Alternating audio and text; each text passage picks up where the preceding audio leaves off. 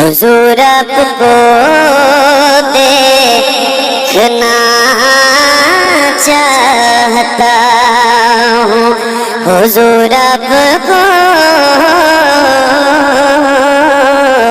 देखना चाहता हूँ।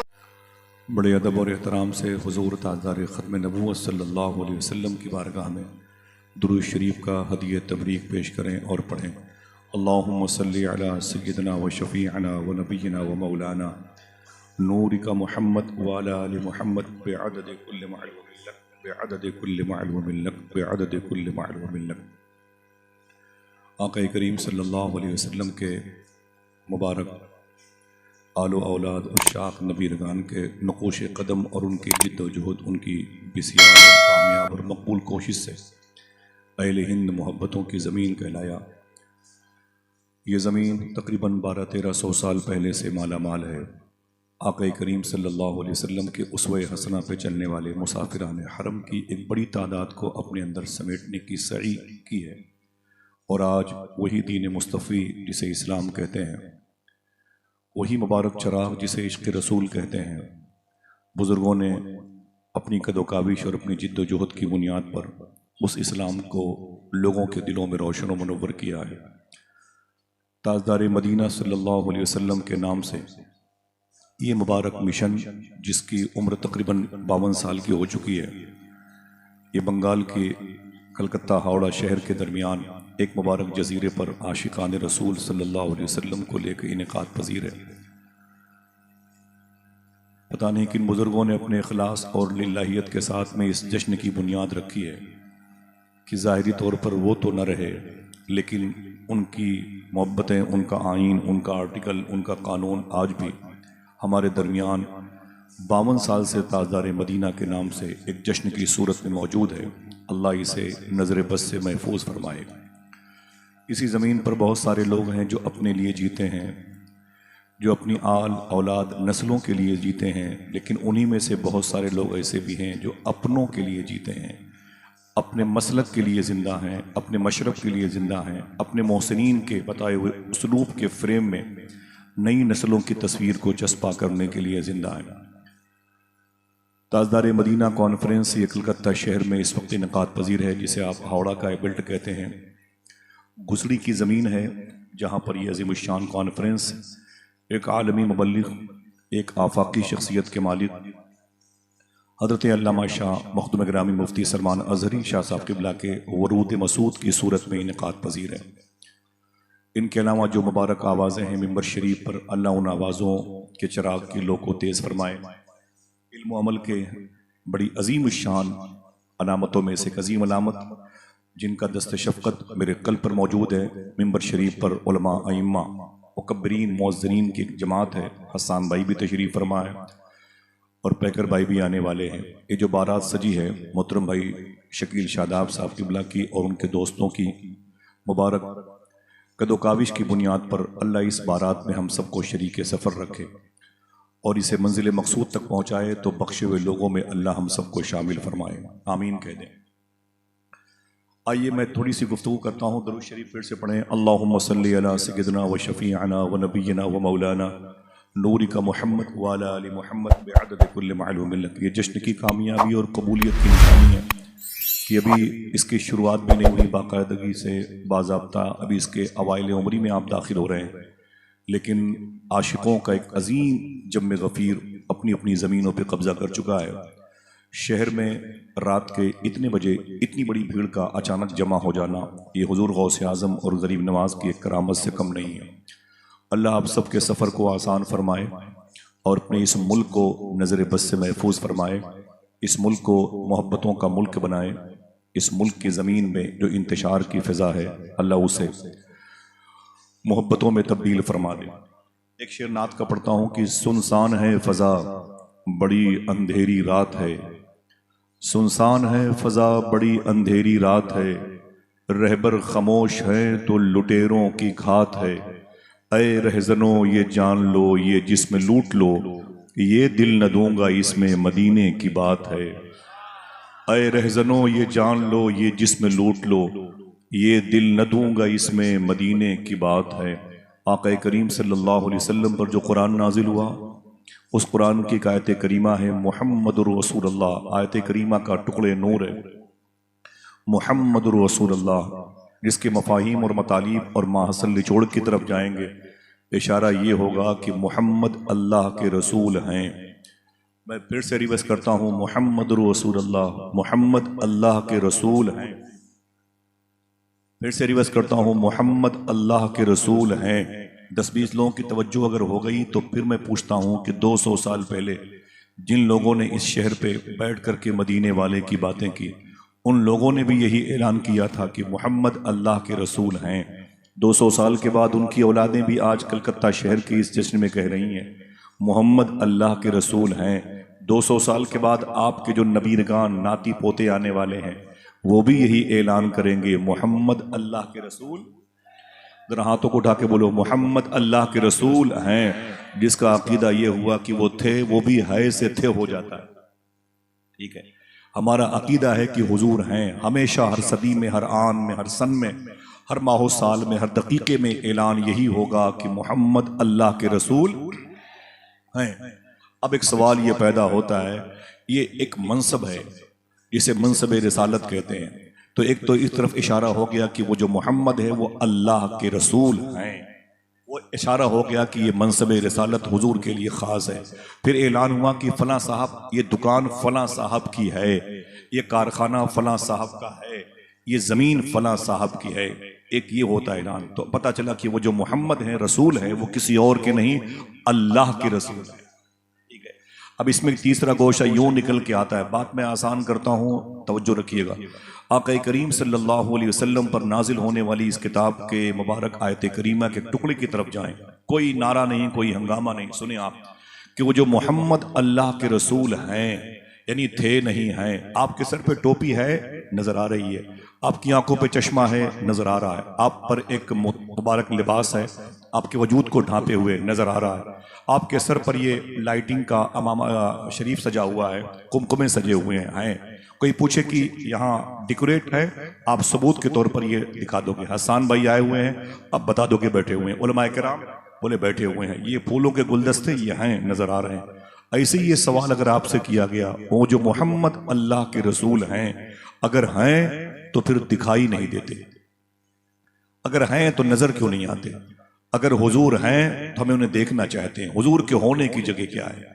हुजूर का मस्कन क्या है? हुजूर की खानकाह क्या है? हुजूर की क़यामगाह कहाँ है? हुजूर की नशिस्त कहाँ है? हुजूर रहते कहाँ हैं? बार बार कह रहे हैं कि वो मोहम्मद अल्लाह के रसूल हैं। अगर हैं तो फिर मुझे दिखाई क्यों नहीं देते? एक सवाल ये भी पैदा होता है, अगर वो हैं तो मुझे दिखाई। अल्हम्दुलिल्लाह, मैं एक बहुत सलीस सकील अल्फाजो तराकीब से परहेज, उलमा की जूतियाँ अपने सर का ताज बना करके आपसे मुखातिब हूँ। दाएं बाएं जो लोग बैठे हुए हैं, इनका ताल्लुक रूह और कल्ब से है। और इस बेल्ट की गुफ्तगू वो जो है इशारे और कनाए में बातनी तौर पर होती है। इसलिए मैं चाहता हूँ कि मेरा फेश आपसे रहे, मुखातिब रहे। तो मोहम्मद अल्लाह के रसूल है। तीसरी तस्वीर निकल करके आई, अगर वो हैं तो नज़र क्यों नहीं आते? हुजूर है तो हुजूर कहाँ है? हुजूर की खानकाह कहाँ है? हुजूर की नशिस्तगाह कहाँ है? हुजूर का हुजरे नूर कहाँ है? हुजूर क़याम कहाँ करते हैं? हुजूर रहते कहाँ हैं? ऐलान हो रहा है मोहम्मद अल्लाह के रसूल हैं तो नज़र क्यों नहीं आते? उनके होने का पता क्या है? तो शेखुल इस्लाम शाह साहब ने फरमाया था कि बड़े लतीफ़ हैं, नाजुक से घर में रहते हैं। मेरे हुजूर मेरी चश्म तर में रहते हैं। क़याम उनका न फर्शे ज़मीन आरशे बरी, वो अपने चाहने वालों के घर में रहते हैं। क़याम उनका न फर्शे ज़मीन आरशे बरी, वो अपने चाहने वालों के घर में रहते हैं। वो अपने चाहने वालों के घर में रहते हैं। पता मिल गया आपको अब हुजूर कहाँ हैं? तो किसी आशिक को देख लो तो पता चलेगा उसके दिल में हुजूर की मोहब्बत है, तो हुजूर भी वहीं हैं। हुजूर का जिक्र उसका कल्ब अगर जाकिर होके करता है तो फिर हुजूर भी वहीं है। मदीने की मोहब्बत जिसके दिल में हो तो शहनशाह मदीना का क़याम भी वहीं होता है। ताजदार मदीना का इश्क जिसके दिल के चिराग की सूरत में रोशन हो जाए तो फिर ताजदार मदीना का क़याम भी वहीं हुआ करता है। आज के दौर में इख्तलाफात बहुत ज़्यादा हैं, भाई भाई से दूर है, भाई गरीब बहनों से दूर हो गए, गरीब बहनें अपने बूढ़े बाप से दूर हैं, पड़ोसी पड़ोसी से नफरत कर रहा है। ऐसे में हमारे दिलों में हुजूर का क़याम कैसे होगा? नफरतों ने कब्जा कर रखा है, दुनिया ने हमारे दिलों पे कब्जा कर रखा है। शायर ने कहा था, इस दिल में बस चुकी है तमन्ना गुनाह की, ये दिल नबी की याद के काबिल नहीं रहा। साहिबो, दुनिया में आने के मकसद पे गौर करें। आप क्या समझते हैं कि आप यूं ही ये टीवी की स्क्रीन पर नजर आने वाले स्पोर्ट्स के मैदान की गेंदें देखने के लिए आए हुए हैं? डेविड बेकम और मेसी के शॉट देखने के लिए आए हुए हैं? आप क्या समझते हैं कि एफल टावर और बुर्ज खलीफा और आप ताजमहल देखने के लिए आए हुए हैं? आपका दिल जो रोशन है, दिल की जो आंखें मिली हैं, उसका बेस क्या है? बेदम शाह साहब किबला ये सरकारे वारिस पाक के दरबार के दरबारी शायर है। ये कहते हैं कि मैं नहीं था, मुल्क अदम में था, कुन के जरिए से अल्लाह ने मुझे पैदा फरमाया। उसने कहा कुन फयकुन, मैं हो गया, हुआ तो रूहों की दुनिया में आ गया। बेदम शाह साहब फरमाते, मैं रूहों की दुनिया में आया। जब रूहों की दुनिया में आया तो मैंने समझा कि शायद अब आलम अरवाह, रूहों की दुनिया में मेरा क़याम होगा, मैं यहीं रहूंगा। आवाज़ आई, यहाँ से निकलो, आदम अलैहिस्सलातु वस्सलाम की पुश्त में चले जाओ। मैं हजरत आदम अबुल बशर की पुश्त में आया। मैंने समझा कि शायद मेरा क़याम अब इसी जगह होगा। आवाज़ आई, यहाँ से निकलो, अम्मी हव्वा के पेट में आ जाओ। मैंने वहां से भी सफर किया और ट्रेवलिंग करते करते करते करते अपने दादा की पीठ पुश्त में आया, अपनी दादी के शिकम में आया, फिर अपने बाप की पुश्त में आया, फिर अपनी माँ के शिकम में आया। माँ के शिकम में मेरा 9 महीने क़याम था। बेदम शाह फरमाते हैं, मैंने समझा कि मेरी मंजिल आ गई, अब मुझे इसके आगे सफर नहीं करना है, इसी माँ के पेट में मुझे रहना है। 9 महीने के बाद अल्लाह का हुक्म हुआ, ये जगह खाली करो। मैं नर्स और सिस्टर और डॉक्टर और अपनों की गोद में आ गया। जब गोद में आया तो मेरे होशो हवास भी बाकी नहीं थे। मेरी रूह ने समझा था कि मेरी मंजिल इन्हीं माँ बाप की गोद है। फिर 6 महीने के बाद घुटनों के बल चलने लगा। मैंने समझा मेरी मंजिल आ गई और पता चला 6 साल का हुआ तो school Saint Xavier Saint Joseph Mother Teresa school के बस्ते मेरी पीठ पर आ गए। अब पता चला कि यही मुझे करने के लिए भेजा गया है। मैं सने बुलूग तक पहुंचा तो फिर कारोबारी मुलाजमत की दौड़ में मैं लग गया। फिर शादी के अय्याम से गुजरा तो फिर मेहराब हरम के नीचे मुझे नमाज मोहब्बत भी अदा करनी पड़ी और फिर मैं आगे चलता गया, यहां तक कि मैं 70 साल का हो गया। बेदम शाह कहते हैं, मैंने समझा बस मेरी मंजिल आ गई, मेरी मंजिल आ गई, अब मुझे कहीं नहीं जाना है। इसी लाठी के जरिए से मुझे हजारों हजार साल तक रहना है। पता चला कि 70-80 साल की हुआ, उसके बाद मौत का फरिश्ता आया, मेरी रूह लेके चला गया। मेरा जिस्म पड़ा हुआ था उसे कफन में लपेटा गया और कब्र की काली कोठरी में डाल दिया गया।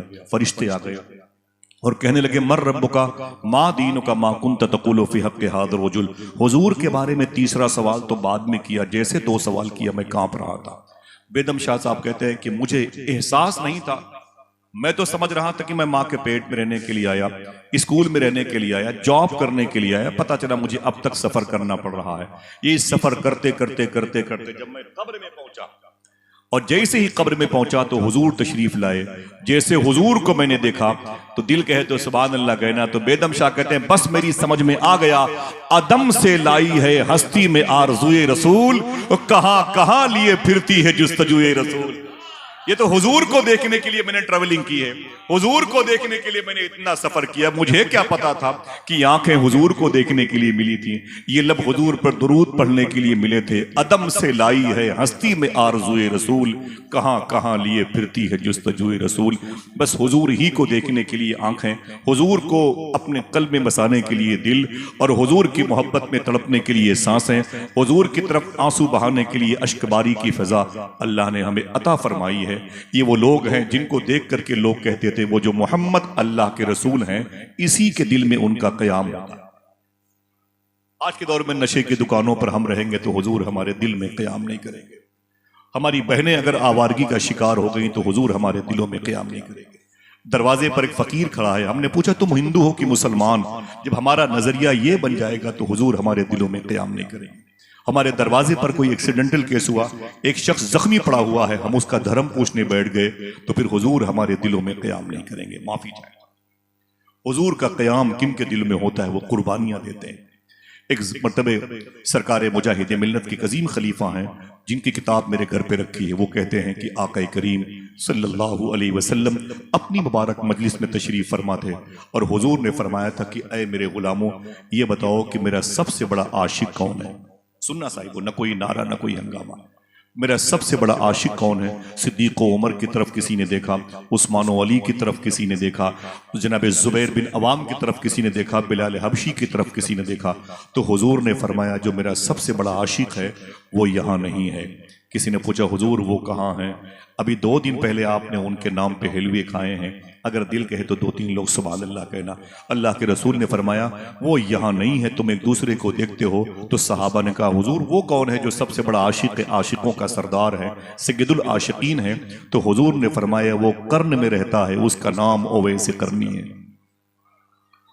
उसका नाम ओवैस करनी है। उनके नाम पे हलवे खा के हमारे दांत टूट गए, मगर उनके नाम पर आज तक सुभान अल्लाह जोर से कहने की तौफीक नहीं मिली। समझे? हमें पता ही नहीं कि यार ये जो हमारे घर में बरकतों की अलामतें बनी हुई है, हमारे दिलों में मिठास पैदा करती है, किस बेस, इसका रीजन, इसका सबब क्या है? सुनिएगा तवज्जो से। बस 2 दिन पहले की बात थी, इसलिए मेरे दिमाग में ये बात आई है। तो आक़ा करीम ने फरमाया वो कर्न में रहता है, उसका नाम ओवैस करनी है। तो गुलामों ने कहा हुजूर हम इनको नहीं जानते, ये कौन है, हम इन्हें नहीं जानते। दिल कहे तो सुभान अल्लाह कहना। मेरे आका फरमाते हैं मेरे जमीन पर मेरे ओवैस करनी को कोई नहीं जानता, लेकिन आसमान पर मेरे ओवैस करनी का डंका बज रहा है।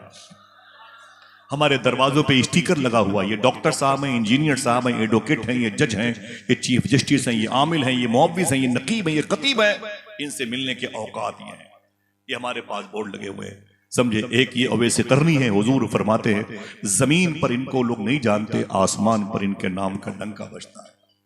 उसके बाद हुजूर ने क्या कहा था? अय मेरे गुलामों, इनमें से तुम्हारी मुलाकात ओवैस करनी से किसी से नहीं होगी, 2 लोगों से होगी। एक को उमर कहते हैं, एक को अली कहते हैं।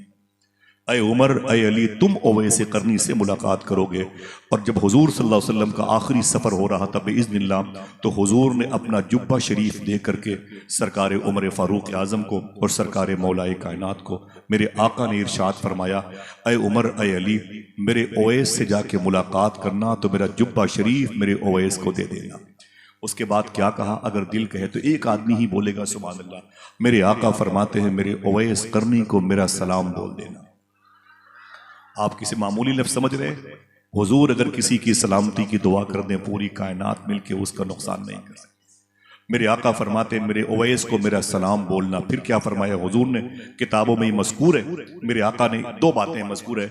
एक तो ये कि मेरे आका ने फरमाया उमर अपनी बख्शिश की दुआ के लिए कहना, और एक बात ये है कि हुजूर ने फरमाया कि ए उमर अली, ओवैस करनी से कहना कि मेरी उम्मत की मग़फ़िरत की दुआ कर देगा। अल्लाह मेरी उम्मत की मग़फ़िरत की दुआ कर देगा। मैं किसकी बात कर रहा हूँ? जिसको हुजूर ने कहा मेरा सलाम बोलना, जिसको हुजूर ने अपना जुब्बा शरीफ पहना है। उसका स्टेटस देखें, हुकूमत की तरफ से कोई इनाम मिल जाए तो आदमी के कादर टाइट हो जाते हैं।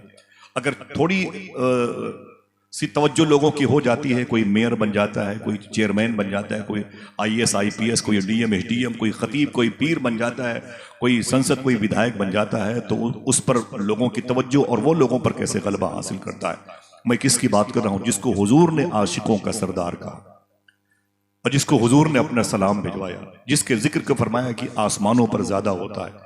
अय उमर अय अली, तुम ओवैस करनी से मिलना तो मेरा सलाम बोल देना। उसके बाद हुजूर के विसाल के बाद रवायतें आती हैं कि मुज़दलिफ़ा के मकाम पर उमर और अली ने इनसे मुलाकात की। रवायतें ऐसी भी आई हैं कि उमर फारूक आज़म और मौला अली इनसे मिलने के लिए 900 किलोमीटर का सफ़र करके कर्न गए थे, जो मुल्क शाम के बेल्ट में, यमन के बेल्ट में है। और मालूम है वल्लाह आलम, जब तशरीफ़ ले गए तो लोगों से पूछा था कि अय लोगों, यहाँ ओवैस करनी कहीं रहते हैं? सुनना गौर से, यहाँ ओवैस करनी कहीं रहते हैं? लोगों ने कहा ओवैस करनी कौन है? वो एक पागल इंसान है जिसका नाम ओवैस करनी है, जिसके कपड़े फटे हुए रहते हैं, जिसके बालों में मिट्टी ने, गर्दोगुबार ने कब्जा कर रखा है, जिसके पाँव में चप्पलें नहीं हैं और छाले पड़े हुए, जिसके होंठ फटे हुए रहते हैं, उससे कोई बात नहीं करता, वो तो पागल है, भेड़ बकरियों के साथ रहता है। अल्लाह अकबर। क्या मतलब? इश्क इंसान को कलंदर बू वली करता है, इश्क पागल नहीं, पागल को वली करता है। आका करीम का ये आशिक ओवैस करनी इस कैफियत में है कि कोई उसे ऊंचे स्टेटस का इंसान मानने को तैयार नहीं है। अल्लाह के रसूल सल्लल्लाहु ताला अलैहि वसल्लम के ये दोनों गुलाम सरकारा ने उमर व अली जब तशरीफ ले गए तो बताई हुई निशानी के करीब एक झोपड़ी में दस्तक दी, तो अंदर से ओवैस करनी बाहर निकल के आए। पूछा आपका नाम क्या है? कहा नाम तो मेरा क्या है, मुझे अल्लाह ने पैदा किया, मैं अल्लाह का बंदा हूँ। वो मौला अली फरमाते हैं कि तुम्हारी माँ ने तुम्हारा क्या नाम रखा है? तो आपने फरमाया अगर मेरा ईमान पर खात्मा हो गया तो दुनिया मुझे ओवैस करनी कहेगी, वरना मैं किस काम का। जुमला सुने आप। इतना सुना तो उमर फारूक आजम मौला अली जरा सा करीब आए, दिल कहे तो बोलना सुभान अल्लाह। अवैस करनी ने पूछा, ए दोनों आने वाले लोगों, मुझे नहीं पता आप लोग कहां से आ रहे हैं, लेकिन तुम दोनों के बदन से नबी के शहर की खुशबू आ रही है, हुजूर के शहर की खुशबू आ रही है, तुम्हारे बदन से कौन हो? तो कहा गया ये मौलाए कायनात है, हम उमर फारूक आजम है। कहा हुजूर से मिल के आ रहे हो, ये बताओ हुजूर के शहर से आ रहे हो, मेरे आका कैसे हैं?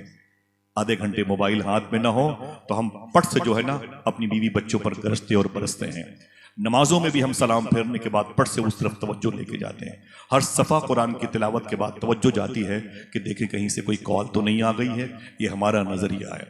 आका करीम का ये आशिक कहता है, पहली मुलाकात में दूसरा सवाल, ये बताओ कि मदीने में मेरे आशिक कैसे हैं, मेरे आका कैसे हैं? उमर फारूक आजम रोने लगे, बोले क्या बात है? बोले हुजूर का इंतकाल हो गया।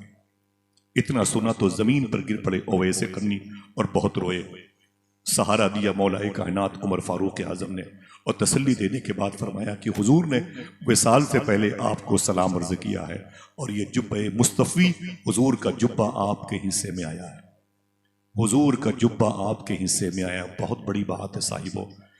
बंगाल में रहने वालों जरा सोचो, आला हजरत सरकार की मजलिस में, आला हजरत सरकार की मजलिस में एक साहब बैठे हुए थे, तो किसी ने कहा कि हुजूर ये मदीने शरीफ से अभी अभी आ रहे हैं। तो आला हजरत सरकार ने उनके हाथ और पाँव का बोसा दिया, उनके हाथ और पाँव को जैसे चूमना चाहा, उन्होंने पीछे हट के फरमाया ना ना ना ना, मेरे हाथ और पाँव को न चूमे। फरमाया तुम मदीने शरीफ से आ रहे हो? उन्होंने कहा मैं 2 दिन कुल मदीने शरीफ में था। तो आला हजरत सरकार रोने लगे, ये कह के फिर भी उनके हाथ और पाँव का बोसा दिया। मियाँ हुजूर के शहर में 2 दिन तो बड़ी बात है, 2 मिनट भी बहुत होता। जरा सोचो कि निस्बतों के कितने परस्तार थे मेरे इमाम। अब जरा सोचो कि वो तो जुब्बे रसूल था, सरकार ओवैसे करनी ने उस जुब्बे शरीफ को लिए आंखों से लगाया, उसे पहन ही रहे थे। उमर फारूक आजम ने कहा कि हुजूर ने फरमाया है मेरी उम्मत की मगफरत की दुआ करना। 2 रकात नमाज पढ़ी चटाई बिछा करके और सजदे में चले गए। बहुत देर तक रोते रहे ओवैसे करनी, बहुत देर तक रोते रहे। हमारे मोबाइल में उमर शरीफ के ड्रामे नजर आएंगे। हम तो जनाजे को कांधा देते हैं और मुस्कुराते रहते हैं। मैयतों को दफनाते वक्त भी हमारे चेहरों पर हंसी और बुजरा संजी और जराफत निगारी का गलबा रहता है। यही वजह है कि जो हम हर वक्त हंसते रहते हैं उनकी जात पर लोग हमेशा हंसते रहते हैं। सुने, तवज्जो करें, सरकार ओवैसे करनी बहुत रोए तो दाढ़ी भीग गई। कोई छोटा मोटा नाम नहीं ओवैसे करनी का। अल्लामा मुख्तार अहमद नईमी अशरफी अमेरिका में रहते हैं। इनकी तहकीक ये है कि जब ओवैसे करनी ने आका करीम सल्लल्लाहु अलैहि वसल्लम की मोहब्बत को बिना देखे अपने सीने में सजाया था, लोग कहते थे वो जो मोहम्मद अल्लाह के रसूल हैं इसी के दिल में क़याम करते हैं। उस वक्त अपने घर में रह के अक्सर दोपहर में असर और मगरिब इशा के वक्त अपनी छत पे चले जाते थे। अल्लामा मुख्तार अहमद नईमी की तहकीक है, सुनिएगा। आप फरमाते कि अक्सर जोहर असर मगरिब इशा के वक्त आप अपनी छत पे चले जाते। आपके दोस्त जब मिलने के लिए आते और आपकी माँ से कहते कहां गए ओवैसे करनी, जो बहरे होंगे वो भी सुभान अल्लाह कहे, कहां गए ओवैसे करनी? तो आपकी माँ कहती कि मेरा बेटा अपनी छत पे गया है और मदीने से उसके भाई बिलाल की अजान की आवाज आ रही है, उसको सुनने के लिए ऊपर गया हुआ है। 900 किलोमीटर का तय करके बिलाल की आवाज जिसके सीने में पहुंच जाए उसे हुजूर का आशिक कहते हैं। और हमें तो मोहल्ले की मस्जिद की अजान की आवाज अच्छी नहीं लगती है। मुअज्जिन के लहजे पे तबसरे करना, उसके हुरूफ की मखारिज पर कमेंट्स करना, तनकीद करना हमारी निशानियां। 2 रकात नमाज पढ़ करके मस्जिद से चले जाते हैं, हक अदा कर दिया बंदगी का। अल्लाह ताला मेरे मोहसिनीन की आमद तो कबूल फरमाए, आमीन कह दो। गुजरे हुओं पर मौजूदा लोगों पे सब पे करम फरमाए। बस थोड़ी सी बात है, सुन ले, वक्त भी बहुत कम रहता है और मैं इतना लंबा सफर कहाँ होता है। और बस एक ऐसा रिश्ता है शकील भाई से कि वो वहाँ पर दोस्ती का तो कोई मामला नहीं, तकरीबन 30 साल का एक भाई जैसा है। तो मैं भी जो सफर करता हूँ इसी नीयत से करता हूँ कलकत्ते शहर का।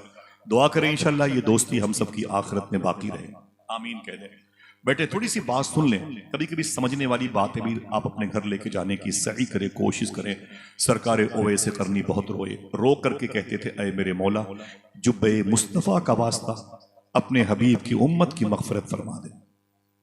इस जुब्बे के अंदर जो हुजूर के पसीने की खुशबू आ रही है, इसका वास्ता अपने हबीब की उम्मत की मग़फ़िरत फरमा दे। इस जुब्बे में जो ताने बाने हैं, इसका वास्ता ऐ मेरे मौला अपने हबीब की उम्मत की मग़फ़िरत फरमा दे। ऐ मेरे मौला इसमें जो तारों पौध बिखरे हुए हैं धागों के, इसके वास्ते से अपने हबीब की उम्मत की मग़फ़िरत फरमा दे। रोते रहे ओवैस करनी। तफरीहुल खातिर में अल्लामा अब्दुल कादिर अरबली ने लिखा है, दिल कहे तो सुभान अल्लाह कहना। आवाज आई, ऐ मेरे ओवैस करनी, अपने हबीब के जुब्बे शरीफ के सदक़े में मैंने अपने हबीब की आधी उम्मत की मग़फ़िरत कर दी है। ऐसे बोलते हैं लग रहा है मैंने गुब्बारा बेचा है आपके सामने, कोई अखबार बेच दिया है, कोई मामूली बात है। कोई मामूली बात है कि हुजूर की आधी उम्मत की मग़फ़िरत का मामला है। जुब्बे मुस्तफ़ी के तवस्सुल से बड़े मुश्किल, बड़े बड़े दांव पे लग जाएंगे भाई, बड़े बड़ों की कहानियों के चिराग बुझ जाएंगे, वहां बड़े बड़े छोटों से बदतर नजर आएंगे। ये मैदान महशर है, समझ रहे हैं आप? या बख्शिश पा जाना सबसे बड़ा कमाल है। क्या कहा था सरकार ओवैस करनी? कहते हैं आवाज आई, ऐ ओवैस, मैंने अपने हबीब के जुब्बे शरीफ के सदक़े में आधी उम्मत की मग़फ़िरत फरमा दी। अल्लाह दुआ करता हूं कि इस आधी उम्मत जो बख्शिश पाने वाली है, इसमें आप लोग भी शामिल हो जाएं। जिनके हाथ उठे हुए अल्लाह उनको इसमें जल्दी पहली सब में शामिल फरमा दे। मैंने अपने आप को उलमाए किराम को इससे अलग कर रखा है। इन आधी उम्मत पाने वालों में आप चले जाएं, ठीक है? मैंने अपने लिए क्या किया, यही अल्लामा अब्दुल कादिर अरबरी अपनी किताब में फरमाते हैं तफरीहुल खातिर में, सुनना जुमला। आवाज आई है ओवैस करनी, मैंने आधी उम्मत बख्श दी। लालच में आ गए, बोले मेरे मना जो आधी बची है उसको भी बख्श दे, वो जो आधी बची है उसको भी बख्श दे, वो जो आधी बची है उसको बख्श दे। आगे आवाज आई जो लिखा हुआ है, अब दिल कहे तो उलमा किराम भी सुभान अल्लाह कहे, मैं इनको उस खानदान में शामिल करना चाहता हूं। आवाज आई थी, वो जो आधी बची है उसे अब्दुल कादिर जिलानी की दुआ पे बख्शूंगा। वो जो आधी बची है उसे अब्दुल कादिर जिलानी की दुआ पे बख्शूंगा। रोते रहे और फिर खड़े हो गए, उमर और अली से मुलाकात फरमाई। उमर फारूक आज़म, एक जुमला कहने के लिए मैंने 6 से 7 मिनट लिया वक्त, एक जुमला कहने के लिए 6 से 7 मिनट का वक्त लिया है। और मैंने इस जुमले को तकरीबन 20 साल से बहुत संभाल करके अपने पास रखा है। और सूफी साहब किबला की ये तालीम है, क्या बोलना नहीं, सोने की कलम से लिख लेना, आंखें बुझ जाएंगी एक दिन, उंगलियां जो स्क्रीन पर दौड़ती है ना, ये जवाब दे जाएंगी, इशारे से बात करने के लायक भी न रहेंगे हम। समझ रहे हैं आप? अल्लाह अकबर। ओवैस करनी से उमर अली ने फरमाया था, ऐ ओवैस, हम दोनों मदीने जा रहे हैं, वहाँ के हालात अच्छे नहीं हैं, मुनाफिकीन की रेशा दवानियों की वजह से मदीने के हालात अच्छे नहीं हैं। अल्लाह अकबर। तो ओवैस करनी ने क्या कहा था, काश ये जुमला आपको भी याद रहे, और जिनकी तन्हाइयाँ गंदी हो चुकी हैं हम जैसे लोग, उनको भी याद रहे। क्या कहा था, हम दोनों मदीने शरीफ जा रहे हैं, मदीने के हालात अच्छे नहीं हैं और हमें जाने दीजिए। तो ओवैस करनी ने क्या कहा था, जाइए जाइए, मेरे पास भी वक्त बहुत कम है, मुझे भी आखिरत की तैयारी करने दी। समझ रहे आप? जिंदगी भर किसी दूसरे जलसे में न जाइए।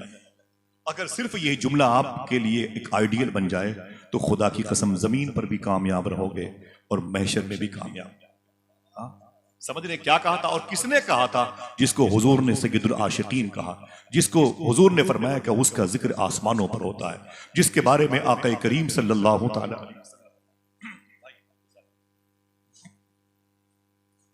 अगर जहमत हो तो एक नारा लगाऊं मैं अपने भाई की आमद, अपने हाथों को उठा के जवाब दीजिए, नारे तकबीर, नारे रिसालत, नारे रिसालत, ताजदारे मदीना कॉन्फ्रेंस, नारे हैदरी, नारे गौसिया, मसलके आला हजरत।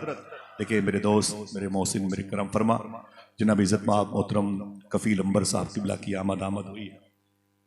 आप लोगों के लिए खुशी की सौगात है कि इतना मुबारक लहजा, इतना बड़ा इंसान बड़ी इंकिसारी के साथ में आपके दरमियान खामोशी से अपनी जगह पर आ गया, और जबकि उसकी भी क़यामगाह हमारी आंखों में है और हमारे दिलों के नहा खानों में है। अल्लाह ताला इनकी आवाज़ को, इनकी आमद को कबूल फरमाए। और बस अभी अभी मखदूम गिरामी मुफ्ती सलमान अज़हरी शाह साहब किबला को लेके आ रहे हैं।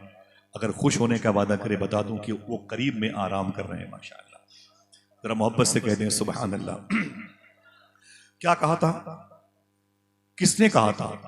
जिसको हुजूर ने आशिकों का सरदार कहा, आशिकू सैयदुल आशिकीन, जिसके बारे में हुजूर ने फरमाया कि ओवैस करनी का जिक्र जमीन से ज्यादा आसमानों पर होता है, जिसके बारे में हुजूर ने फरमाया कि मेरी उम्मत की मगफरत की दुआ के खासगार होना, जिसके बारे में हुजूर ने अपना जुब्बा शरीफ दिया था, वो ओवैसे करनी, वो ओवैसे करनी, जिसके इतने स्टेटस हों, इतने स्टेटस हों। वो जुमा की 2 रकातों पर घमंड नहीं करते थे। किसी गरीब को दिन में 1 मरतबा सलाम कर लिया तो उसी को पूरे महीने भुनाते नहीं थे, बस इसी से जन्नत मिल जाएगी। वो तस्बीह लेके ये नहीं बैठते थे कि हम रसूल अल्लाह के, जन्नत रसूल अल्लाह की। वो ये कहते थे मेरे आमाल का बदला तो जहन्नम ही था, मैं तो जाता मुझे सरकार ने जाने न दिया। वो पितरमबूत के वजीफे के कायल नहीं थे, वो ये कहते थे कौन पूछेगा तेरी बात रजा। समझ रहे आप मेरी गुफ्तगू का मौजू क्या टॉपिक है? वही क्या कहा था शेखुल इस्लाम साहब ने, बड़े लतीफ हैं नाजुक से घर में रहते हैं, मेरे हुजूर मेरी चश्मे तर में रहते हैं, कयाम उनका न फर्शे जमीन अर्शे बरी, वो अपने चाहने वालों के घर में रहते हैं। आप दुआ मांगते हो हुजूर के लिए कि सुना है आप हर आशिक के घर तशरीफ लाते हैं, मेरे भी घर में हो जाए चरागा या रसूल अल्लाह। घर भी है हुजूर के आने के लायक, आंखें भी हैं हुजूर के लायक आने के लायक। क्या कहा था सूफी सुल्तान मियां साहब ने, अपनी आंखों को इतनी गंदी ना कर लो कि हुजूर को देखने के लायक न रहे, अपने दिल को इस कदर प्रागंदा ना कर लो कभी हुजूर इसमें कयाम ना करें। गुफ्तगू हमारी वैसी ही रस्मी तौर पर हो रही है, लेकिन काश अपने दिलों को मुसलमान बना लेते, काश अपनी तन्हाइयों को मुसलमान बना लेते, काश अपनी समातों को मुसलमान बना लेते, काश अपनी फिक्र को मुसलमान बना लेते। जो हमें देखता वो यही कहता, वो जो मोहम्मद अल्लाह के रसूल है उनका कयाम इसी के दिल में होता है। कयाम उनका न फर्शे जमीन अर्शे बरी, वो अपने चाहने वालों के घर में रहते हैं। मुसलमानों की लड़कियां हो या हिंदू मजहब की, अगर शराब की दुकानों पे हो तकलीफ बहुत होती है। बिलखुसूस दरूद पढ़ने वाली बच्चियां अगर नशे की दुकानों पे हों, आवारगी की निशानियां नजर आती हैं, तकलीफ बहुत होती है। जिन्हें तन्हाई में कुरान पढ़ना चाहिए था वो खिंजीर का गोश्त खाने वालों के साथ रातें गुजारती हैं। आप सोच कैसे लेते हैं? आप इसे बर्दाश्त कैसे करते हैं? आपका जवाब होता है कि मेरे घर की बच्चियां नहीं है, आपका यह कहना होता है कि मेरे घर का मामला नहीं है तो हुजूर की उम्मत की बच्चियां। मुझे बताओ, है तो हुजूर की उम्मत की बच्चियां। आपने ये कह के अपना दामन झाड़ लिया, ये मेरे घर का मामला नहीं है। आपने ये कह करके अपने आप को निकाल लिया कि मेरे खानदान की बात नहीं है। बताओ, इन लड़कियों से आका करीम सल्लल्लाहु अलैहि वसल्लम का इश्क लड़कियों के दिल में भी समो लिया, उनके दिलों को मस्कने मुस्तफ़ा बनाया, उनके दिलों को हुजूर की क़यामगाह बनाया। अल्लाह के रसूल सल्लल्लाहु अलैहि वसल्लम, बस तवज्जो रखिएगा आप, मैं आपसे नारे की और बहुत ज़्यादा आवाज़ और हुजूम की का खास्तगार नहीं हूँ। गुजारिश करता हूँ कि आप सिर्फ देखते रहें, बस थोड़ी सी आवाज़ें स्टेज पर कम रहें तो मुझे बेहतर है। मैं नर्म लहजे में बात करता हूँ तो आवाज़ें मुझ पर गालिब आ जाती हैं। मैं मात्रा चाहता हूँ, ठीक है, थोड़ी देर आया हूँ इस मंडी में, कोई सामान नहीं बेचना है मुझे, यहाँ मैं ख़रीदने के लिए आया हूँ और अपने गुनाहों की माफ़ी के लिए आया हूँ। जलसे जुलूस की दुनिया में 25-30 साल हो गए झाड़ू लगाते हुए, समझे। अल्लाह का शुक्र है कि इन बुजुर्ग उलमाए किराम की वजह से अब तक बाजुओं को अल्लाह ने शल होने से बचाया है, अकीदे को माजूर होने से बचाया है। मैंने कबील भाई, मुझे याद नहीं कभी मैंने पूरी जिंदगी बेवजू हुजूर की महफिल में बैठा, मुझे याद नहीं कभी मैंने बैठ करके जब हुजूर की बातें हुई, हुजूर के गुलामों की बात, मैंने कभी बेतवज्जही का शिकार ना। मैंने हमेशा मेरी मौजूदगी में मजाल तक कोई किसी तालिब इल्म को कुछ घूर के देख, मजाल तक किसी कोई मुअज्जिन को इन इमाम के बोसीदा लिबास का मजाक उड़ा ले मेरे सामने, मजाल तक कोई मिंबर रसूल की हुर्मत को पामाल करते, मुझे बहुत घुटन का एहसास होता था। लेकिन हुजूर का जिक्र हो तो फिर किसी का जिक्र ना हो, हुजूर की बातें हो तो फिर किसी की, जब या तो फिर वही बातें हो जाए फिर हुजूर की बातें किसी और मौके पे कर लेंगे। अल्लाह के रसूल का इश्क लड़कियों के दिलों में था। लड़कियां शराब की दुकानों पर है, यार कहते हो कि हमारी नहीं है तो हुजूर की उम्मत की बच्चियां। एक शख्स ने अपनी जिंदगी दांव पे लगा दी है आपके दिलों में इश्क रसूल पेश करने के लिए। अल्लाह के रसूल के इंतकाल के 2.5 से 3 महीने के बाद जान इश्क मुस्तफ़ा में लिखते हैं कि हुजूर की बीवी अम्मी आयशा कहती है, सुनना, न कोई नारा न कोई हंगामा। अम्मी आयशा कहती मेरे दरवाजे पे दस्तक हुई, मैंने कहा कौन? तो आवाज़ में अम्मी आपसे मिलना चाहती हूँ। मैंने दरवाज़ा खोला, मैंने कहा क्या बात है? एक लड़की थी, उसकी आंखें सुर्ख थी, आंखों में आंसू थे। मैंने कहा क्या बात है? उसने सलाम किया, कहा अम्मी हुजूर के इंतकाल के बाद मैंने हुजूर को देखा नहीं, हुजूर को देखने की बड़ी ख्वाहिश है, हुजूर से मिलने की बड़ी ख्वाहिश है। मैंने कहा हुजूर का तो विसाल हो गया। सुने आप, तवज्जो रखें भाई, मैंने कहा हुजूर का तो विसाल हो गया। उसने कहा हुजूर का विसाल हुआ है, मैं रोज़े मुस्तफ़ा देखने आई हूँ, मैं कब्र मुस्तफ़ा देखना चाहती हूँ, आप इजाज़त दे दें, मैं रोज़े मुस्तफ़ा के करीब हुजूर की मज़ार शरीफा को देखने की ख्वाहिश लेकर के आई हूँ। अम्मी आयशा कहती है चल मेरे साथ। आका करीम सल्लल्लाहु अलैहि वसल्लम की बीवी अम्मी आयशा कहती है मैंने हुजूर की मज़ार शरीफ का पर्दा हटाया, और जैसे ही मैंने पर्दा हटाया ना, सामने मज़ार मुस्तफ़ा थी, रोज़े शरीफा था हुजूर का, ज़रीहे मुस्तफ़ी सामने नजर आई। अल्लाह अकबर। अम्मी आयशा कहती मैंने खड़ी होकर के कहा अस्सलातु वस्सलामु अलैका या रसूल अल्लाह सल्लल्लाहु ताला अलैहि वसल्लम। क्या कहा था शायर ने कि आका करीम सल्लल्लाहु अलैहि वसल्लम की इस बारगाह नूर करम के करीब में कि सुकून कल्ब की लहरों से यूं महसूस होता है कोई है माइले लुत्फो करम पोशीदा पोशीदा, हाय हाय कोई है माइले, मैं चुप खड़ा हुआ हूँ दरबारे मुस्तफ़ा में, आंखों से बोलता हूँ दरबारे मुस्तफ़ा में। आंखों से बोलने की शायरी के लिए कम से कम 60 साल की उम्र चाहिए, तब कहीं जाकर इस किस्म के मिसरे होते हैं, जब कहीं आंखों से बोलने की हुनर की इशारात की किरणें जाहिर होती हैं। अम्मी आयशा कहती है मैंने हुजूर की बारगाह में सलाम किया, लेकिन मैंने उस लड़की को देखा तो वो लड़की बेकरार थी और रोज़े मुस्तफ़ा के करीब ज़मीन पर बेताबाना बैठ गई और अल्लाह के रसूल की मज़ार शरीफा की मिट्टी को अपने हाथों से मलकर अपने चेहरे पर मलने लगी। हुजूर की मज़ार शरीफा की मिट्टी को उठाती, उसे चूमती, उसे आंखों से लगाती, उसे अपनी पेशानी पर सजाती और रोती, मदीने वाले आका आप कहाँ चले गए हैं सरकार, मदीने में मेरी माँ भी है, मेरे बाप भी हैं, मेरे बच्चे हैं, मेरे शौहर हैं, सब हैं, लेकिन आप नहीं हैं। आपके ना होने से अब मदीने की बहारें खामोश हो गई हैं सरकार। कोई हंसता है तो दिलों पे हथौड़े गिरते हैं, मदीने में चांद निकलता है तो फीकेपन का एहसास होता है, मदीने में सूरज निकलता है तो तेरगी कम नहीं होती है सरकार। मुझ पर करम फरमाए, मैं आपसे मिलने के लिए आई हूँ। आज के दौर में लड़कियां हैं ऐसी, जरा सोचो आका करीम की मज़ार शरीफा से लिपट करके वो क्या कहती है, अरे मेरे आका आप मुझ पर करम फरमाए, मैं आपसे मिलने के लिए आई हूँ, मैं आपको देखना चाहती हूँ। फिर उसने क्या कहा था, उसने कहा सरकार एक करम मुझ पर करे, या तो मैं जहां हूं वहां आप आ जाएं, या आप जहां हैं वहां मुझे बुला लें। कैसे कहोगे सुभान अल्लाह? फिर वही बात, मोहब्बत की हो तो जानू, की हो तो जानू। समझ रहे हैं आप? अब तो हम सुबह से शाम को वक्त पास करने के लिए जिंदा हैं, हमें तो पता ही नहीं कि हम किस लिए आंखें लेके आए थे, हम किस लिए कल्ब लेके आए थे, हम किस लिए अपने अंदर आंसुओं का एक सैले रवा रखे हुए हैं। ये फिराक़े मुस्तफ़ी में इसे जारी करना, हमें क्या पता था, हमें क्या पता था। सिद्दीक़ अकबर के इंतकाल के बाद उमर फारूक आज़म ने उनके घर जाके पूछा था, ये जो बरामदा है यहाँ तो किचन नहीं है, चूल्हे नहीं है, ये जो बल्लियां हैं ये काली क्यों पड़ गई हैं? उस बरामदे के ऊपर जो बल्लियां थी वो काली क्यों पड़ गई हैं? तो जनाब सिद्दीक़ अकबर के घर के बच्चों ने कहा था, अरे मेरे आका उमर फारूक आज़म इसी कमरे में बैठ करके मेरे अब्बू सिद्दीक़ अकबर हुजूर सल्लल्लाहु अलैहि वसल्लम को याद करके इस कदर रोते थे कि उनके अंदर से गर्म गर्म आहें निकलती थी। ये बल्लियां उन्हीं गर्म गर्म आहों की वजह से काली थी। बरेली का इमाम कहता है, कबाबे आहू में भी न पाया मजा जो दिल के कबाब। समझ रहे? ये वही लोग हैं जिनके दिल में इश्क रसूल था। लड़की हुजूर की मज़ार शरीफा से लिपटी हुई है और तड़प रही है और फिर खामोश हो गई।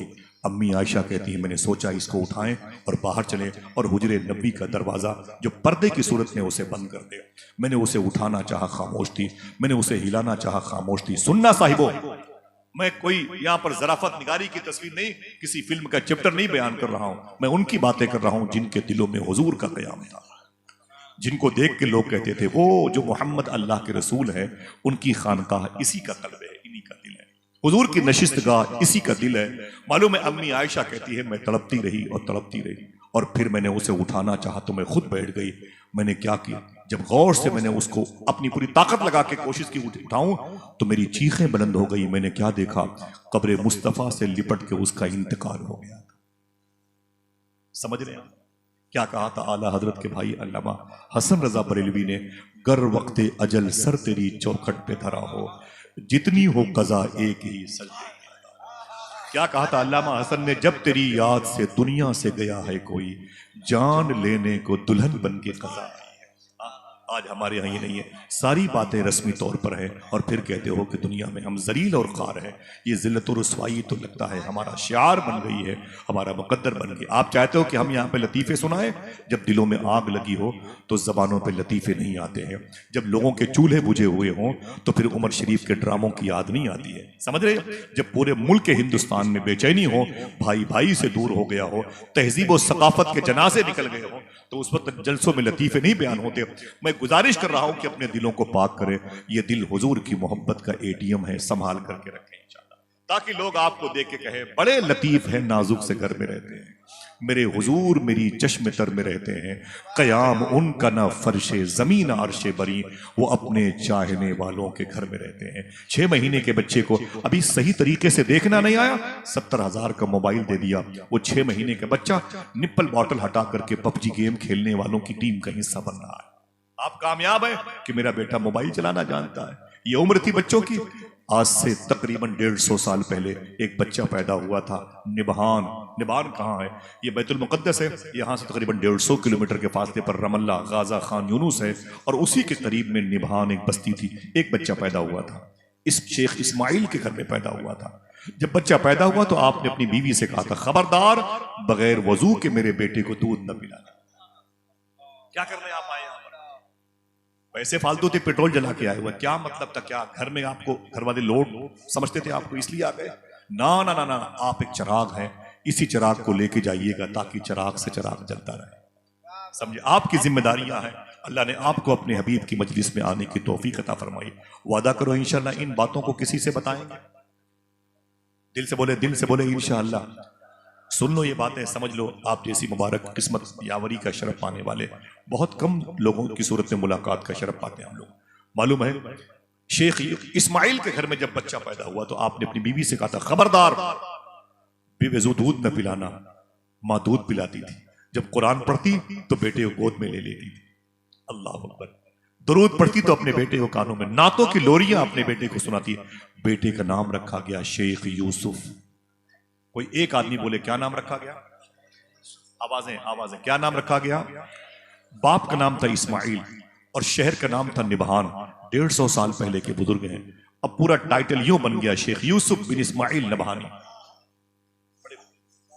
बड़े बुजुर्ग हैं, आप नहीं जानते इनके बारे में, मैं ज्यादा बताना भी नहीं जानता। मालूम है, अल बुरहान नाम की किताब है, उस किताब को पढ़ें। उसके मुकदमे में एक जुमला लिखा है, देखिए भाईजान, कबीर भाई आप है तो मुझे ये बात याद आई, उलमाए कराम बैठे। उस किताब में लिखा हुआ है कि एक सैयदजादे कहते हैं कि मैं मदीने शरीफ की गली से गुजर रहा था, अचानक कुछ किताबें तकसीम हो रही थी। मैं गया और मैंने एक किताब ले ली, उस पे शेख यूसुफ का नाम लिखा हुआ था। शेख यूसुफ का नाम लिखा हुआ था। मैंने समझा कि शेख यूसुफ बिन इस्माइल नबहानी की शख्सियत पर कोई किताब है। मुझे क्या पता था, उल्टा वो तजाद था। उनके खिलाफ किताब लिखी थी और मक्के की गलियों में, मदीने गलियों में किताबें पढ़ रही थी। मैंने उस किताब को लिया और हाथ में लेके एक गली से गुजरा तो एक अजीम बुजुर्ग के मकान के करीब से गुजर रहा था। ये वो बुजुर्ग हैं जो हर हफ्ते हुजूर को ख्वाब में देखते थे। हर हफ्ते हुजूर सल्लल्लाहु अलैहि वसल्लम को ख्वाब में देखने का शरफ पाया। अल्लाह अकबर। तो सैयद साहब कहते हैं मैं उन्हीं के घर में चला गया, वो किताब मेरे हाथ में थी। मुझे देखा तो बोले खैरियत है? तो मैंने कहा बस ज़ियारत के लिए आया हूँ। बोले हम तो आपकी ज़ियारत करेंगे, हम आपके आप सादात किराम हैं, सैयद लोग हैं, सैयद पाक हैं। तो कहने लगे कि वो ये क्या है? तो मैंने कहा हुजूर एक किताब है शेख यूसुफ की शख्सियत पर बट रही थी, मैं फ्री में ले लिया। कहा मुझे लाओ, तो देखा तो नाराज हो गए। बोले आशिक रसूल शेख यूसुफ बिन इस्माइल नबहानी के खिलाफ ये किताब लिखी गई है। किसने लिखी है? मैंने कहा उधर बट रही थी। बोले कोई बात नहीं, मैं बाद में उससे बात करूंगा।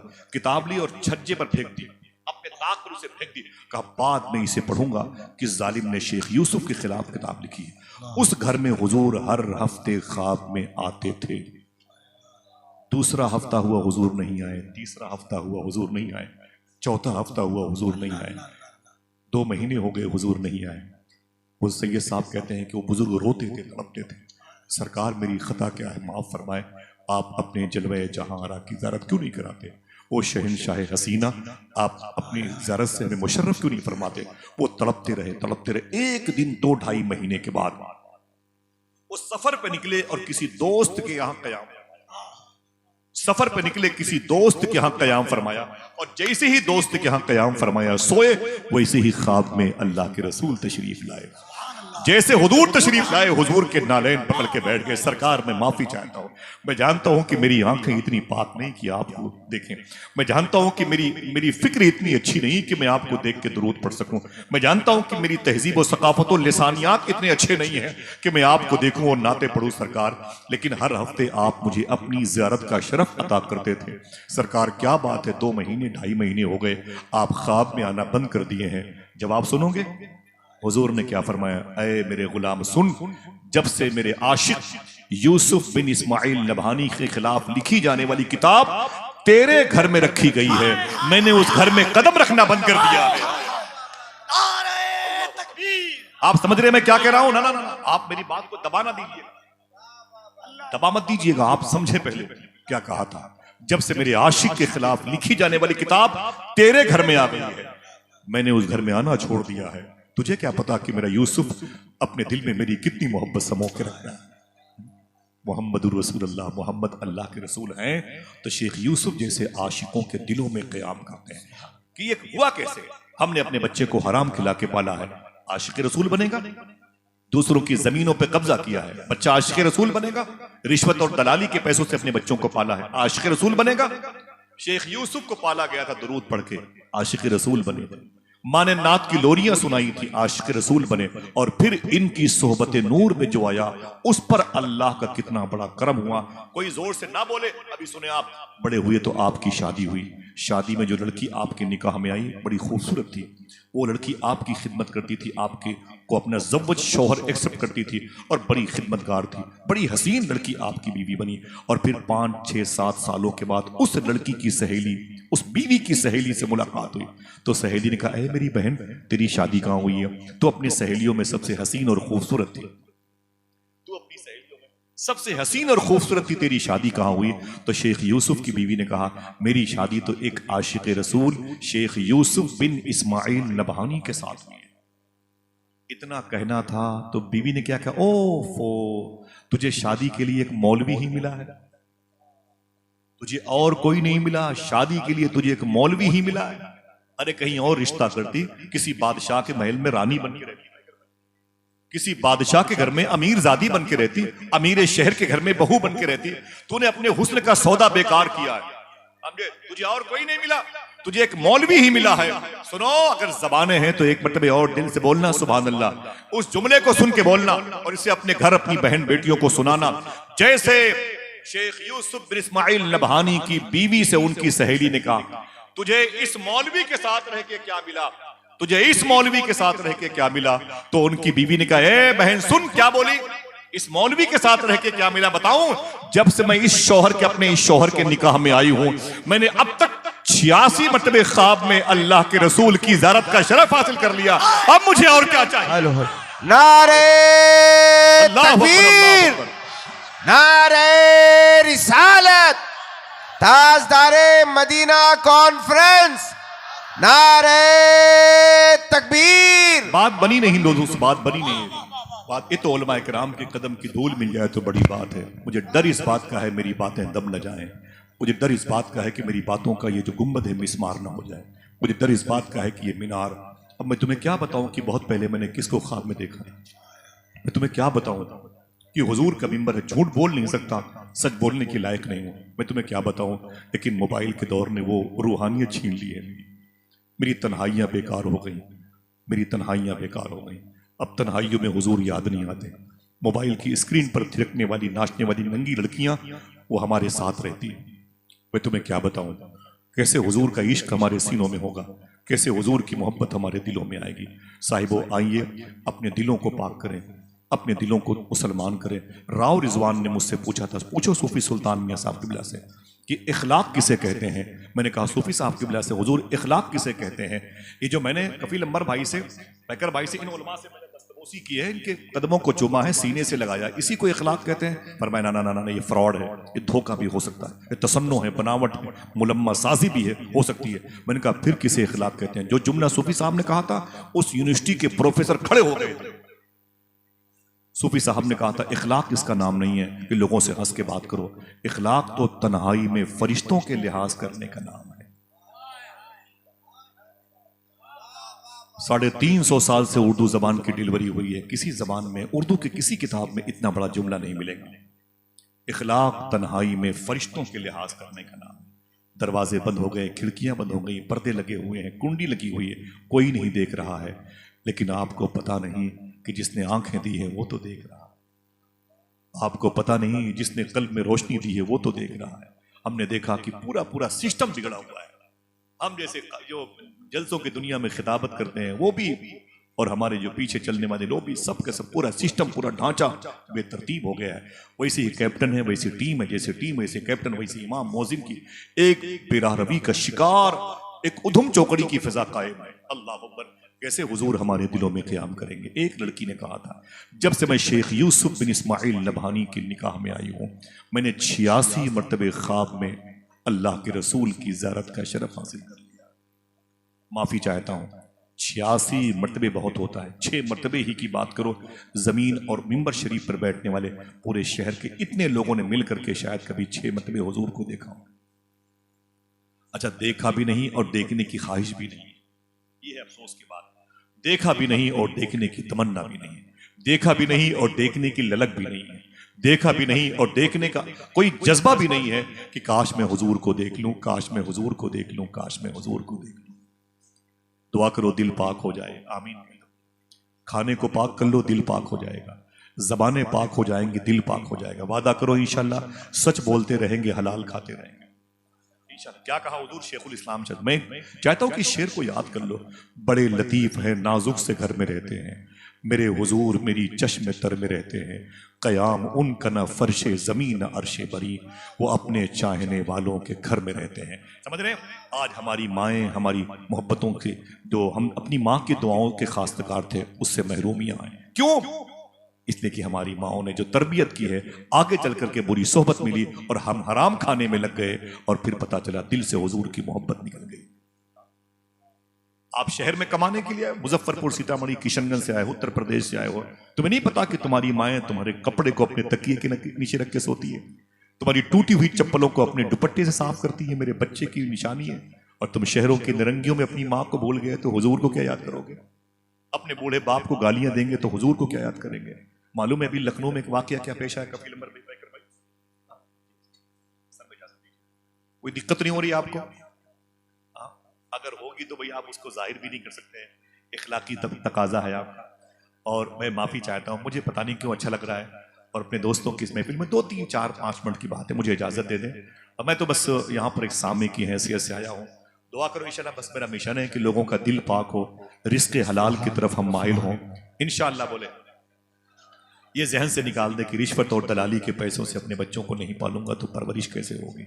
ये जहन से निकाल दें अगर हराम नहीं खाऊंगा तो मेरे बच्चे बड़े कैसे होंगे। अल्लाह अकबर। ना ना ना ना ना ना, वो कादिर मुतलक है, वो फ़ाइल हकीकी है। उसने 1 साल तक लॉकडाउन के मौके पर 193 कंट्रीज़ के 800 करोड़ लोगों को बिठा करके लॉकडाउन के मौके पर खिलाया है। ये मत कहें कि मैं हराम नहीं खाऊंगा तो अपने बच्चों को, क्या मतलब? अभी लखनऊ का वाकया है, देखिए आप, ये सिस्टम है आर्मी डिपार्टमेंट। भाई आवाज कम हो सकती है, भाई बैठ जाइए आप। आवाज कम हो सकती है भाईजान। भाई लखनऊ के एक अधिकारी थे, अभी की बात है, हमारे शहर के बड़े करीब में लखनऊ। लेकिन भाई बड़ी बात, मालूम है उनके 2 बेटे थे और दोनों चले गए अमेरिका पढ़ने के लिए, और कई साल तक नहीं आए, कई साल तक नहीं आए। माँ बीमार पड़ गई तो माँ ने अपने शौहर से कहा, यानी बच्चों के बाप से, कि मेरे बच्चों को बुला दो, मैं अपने बच्चों को देखना चाहती हूँ। बच्चे बिजी हैं, जॉब में हैं, मुलाजमत कर रहे हैं, सर्विस कर रहे हैं, मशीनरी का दौर है, आ जाएंगे आ जाएंगे आ जाएंगे नारे लगाते रहे, अल्लाह अकबर, और बच्चे आए नहीं। एक दिन ऐसा हुआ कि माँ का इंतकाल हो गया, माँ मर गई। जब माँ मर गई ना, ये गैर मुस्लिम माँ मर गई, फौत हो गई, तो उन बच्चों के बाप ने अपने बच्चों को खबर दी कि मेरे बेटो तुम्हारी माँ मर गई, तुम्हारी माँ तुम्हें बहुत याद करती थी और वो मर गई, आ जाओ आ जाओ, उसका जनाजा पड़ा हुआ है, उसकी मिट्टी करनी है, दरिया बुर्द करनी है, जो भी है सिस्टम, आ जाओ, तुम्हारे बगैर उसको मैं दरिया में न लूंगा, आ जाओ, उसे दफन करना है। फ्रीजर में उसकी लाश रखी हुई है। अल्लाह अकबर अल्लाह अकबर। 2 दिन के बाद दरवाजे पर बेल बजी। बाप जैसे दरवाजे पर गया तो 2 में से एक बेटा अटैची लेके दरवाजे पर खड़ा था। एयरपोर्ट से सीधे अपने घर आया तो बाप को देखा तो लिपट के रोने लगा। बाप भी अपने बेटे से लिपट गया, रोया। फिर पूछा बड़ा भाई कहाँ है? वो पीछे है, गाड़ी में है, अभी तक क्यों नहीं आया? तो बेटे ने क्या कहा? अब्बू बड़ा वाला भाई नहीं आया। कहा क्यों? कहा बड़े वाले भाई ने, जुमला सुनिए आप, बड़े भाई ने कहा था कि बेटे मुझसे कहा था छोटे वाले भाई से, तुम मां के मरने पे चले जाओ, जब बाप मरेगा तो हम चले जाएंगे। हमेशा जलसों में तफरी का मिजाज रखने वाले लोग क्या जाने हसासियत किसे कहते हैं। कर्ब और दर्द के हुरूफ की तो से मसलक और मशरब से हम वाकिफ नहीं है, हम क्या जाने इसे। कहा कि जब बाप मरेगा तो हम चले जाएंगे। बाप तो खामोश। बाप ने कहा क्या? कहा बड़े भाई ने कहा कि मां के मरने पे तुम चले जाओ, बाप के मरने पर हम चले जाएंगे। बाप ने कहा कोई बात नहीं बेटा। बाप अंदर चला गया, अपने कमरे की कुंडी को बंद किया, पिस्टल की आवाज आई और उसके बाद भाई बैठ जा।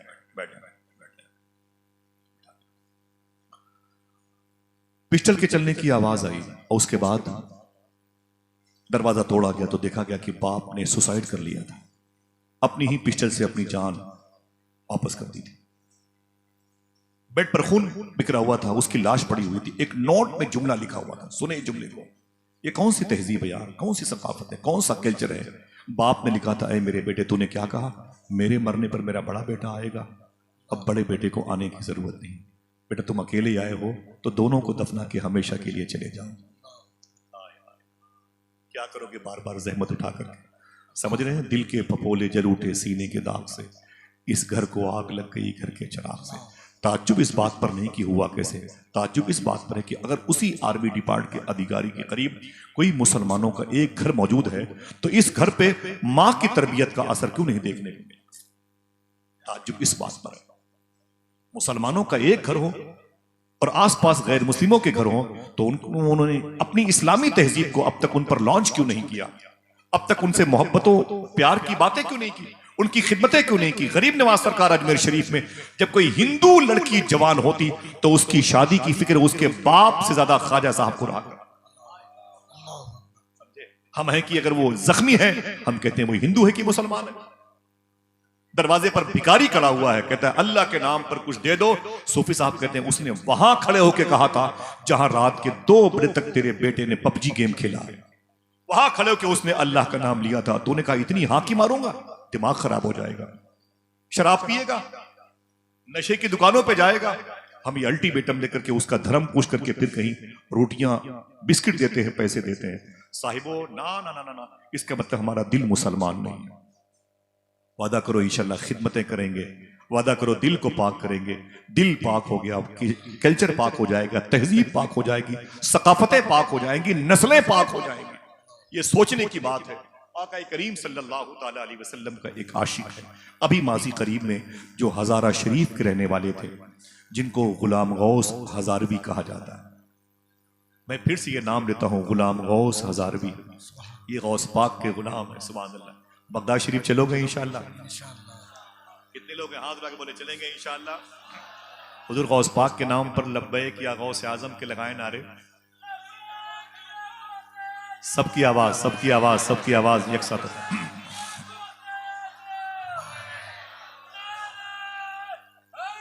या अली या अली, अली का नाम लबों के कमल में रहता है, ये बादशाह अकेले महल में रहता है। हजरात ना ना ना ना, मैं इधर नहीं आना चाहता भाई, मुझे मेरी छोटी दुनिया में जोड़ दे, मैं हंगामों की दुनिया से निकलना चाहता हूँ। मैं थोड़ा सा सुकून से बात करना चाहता हूँ, कहीं नजर ना हो जाए। थोड़ी सी बात है 1-2 मिनट की, चलेंगे इंशाल्लाह गौस पाक की बारगाह में। दिल से बोले चलेंगे इंशाल्लाह। अभी तकरीबन 20-22 दिन हुए मुझे बगदाद शरीफ से आए हुए, और आज तारीख है 6 तारीख है ना भाई, 6 तारीख है। 4 दिन और बाकी है इंशाल्लाह बगदाद शरीफ जाने में। 11 को मेरी फ्लाइट है इंशाल्लाह, चलेंगे बगदाद शरीफ। वो मौला की विलादत थी, करम हुआ था, ये गौस पाक की विलादत है। काश बगदाद में घर अपना बनाते जाते, देखते आपके दरबार को आते जाते। अल्लामा हसन बरेलवी ने एक शेर कहा था, दिल हमें समझा बुझा के सूए काबा लाया था, और दिल को हम समझा बुझा के सूए जाना ले चले। आज दरवाजे पर एक फकीर बैठा हुआ है, हम पूछते तू हिंदू है कि मुसलमान है? हम उससे पूछते तू हिंदू है कि मुसलमान है? ये अथॉरिटी आपको किसने दी है? अगर वो भूखा है तो उसे खाना खिला दो। तुम्हारे पैसों में नरमी है, जब उसके दिल में इन पैसों का रिस्क जाएगा तो अल्लाह उसके दिल को नर्म कर दे। मुसलमानों के पैसों में अल्लाह ने शिफा रखी है, किसी परेशान हाल को खिला पिला दो मरीज को, अल्लाह उसे शिफा अता फरमाता है।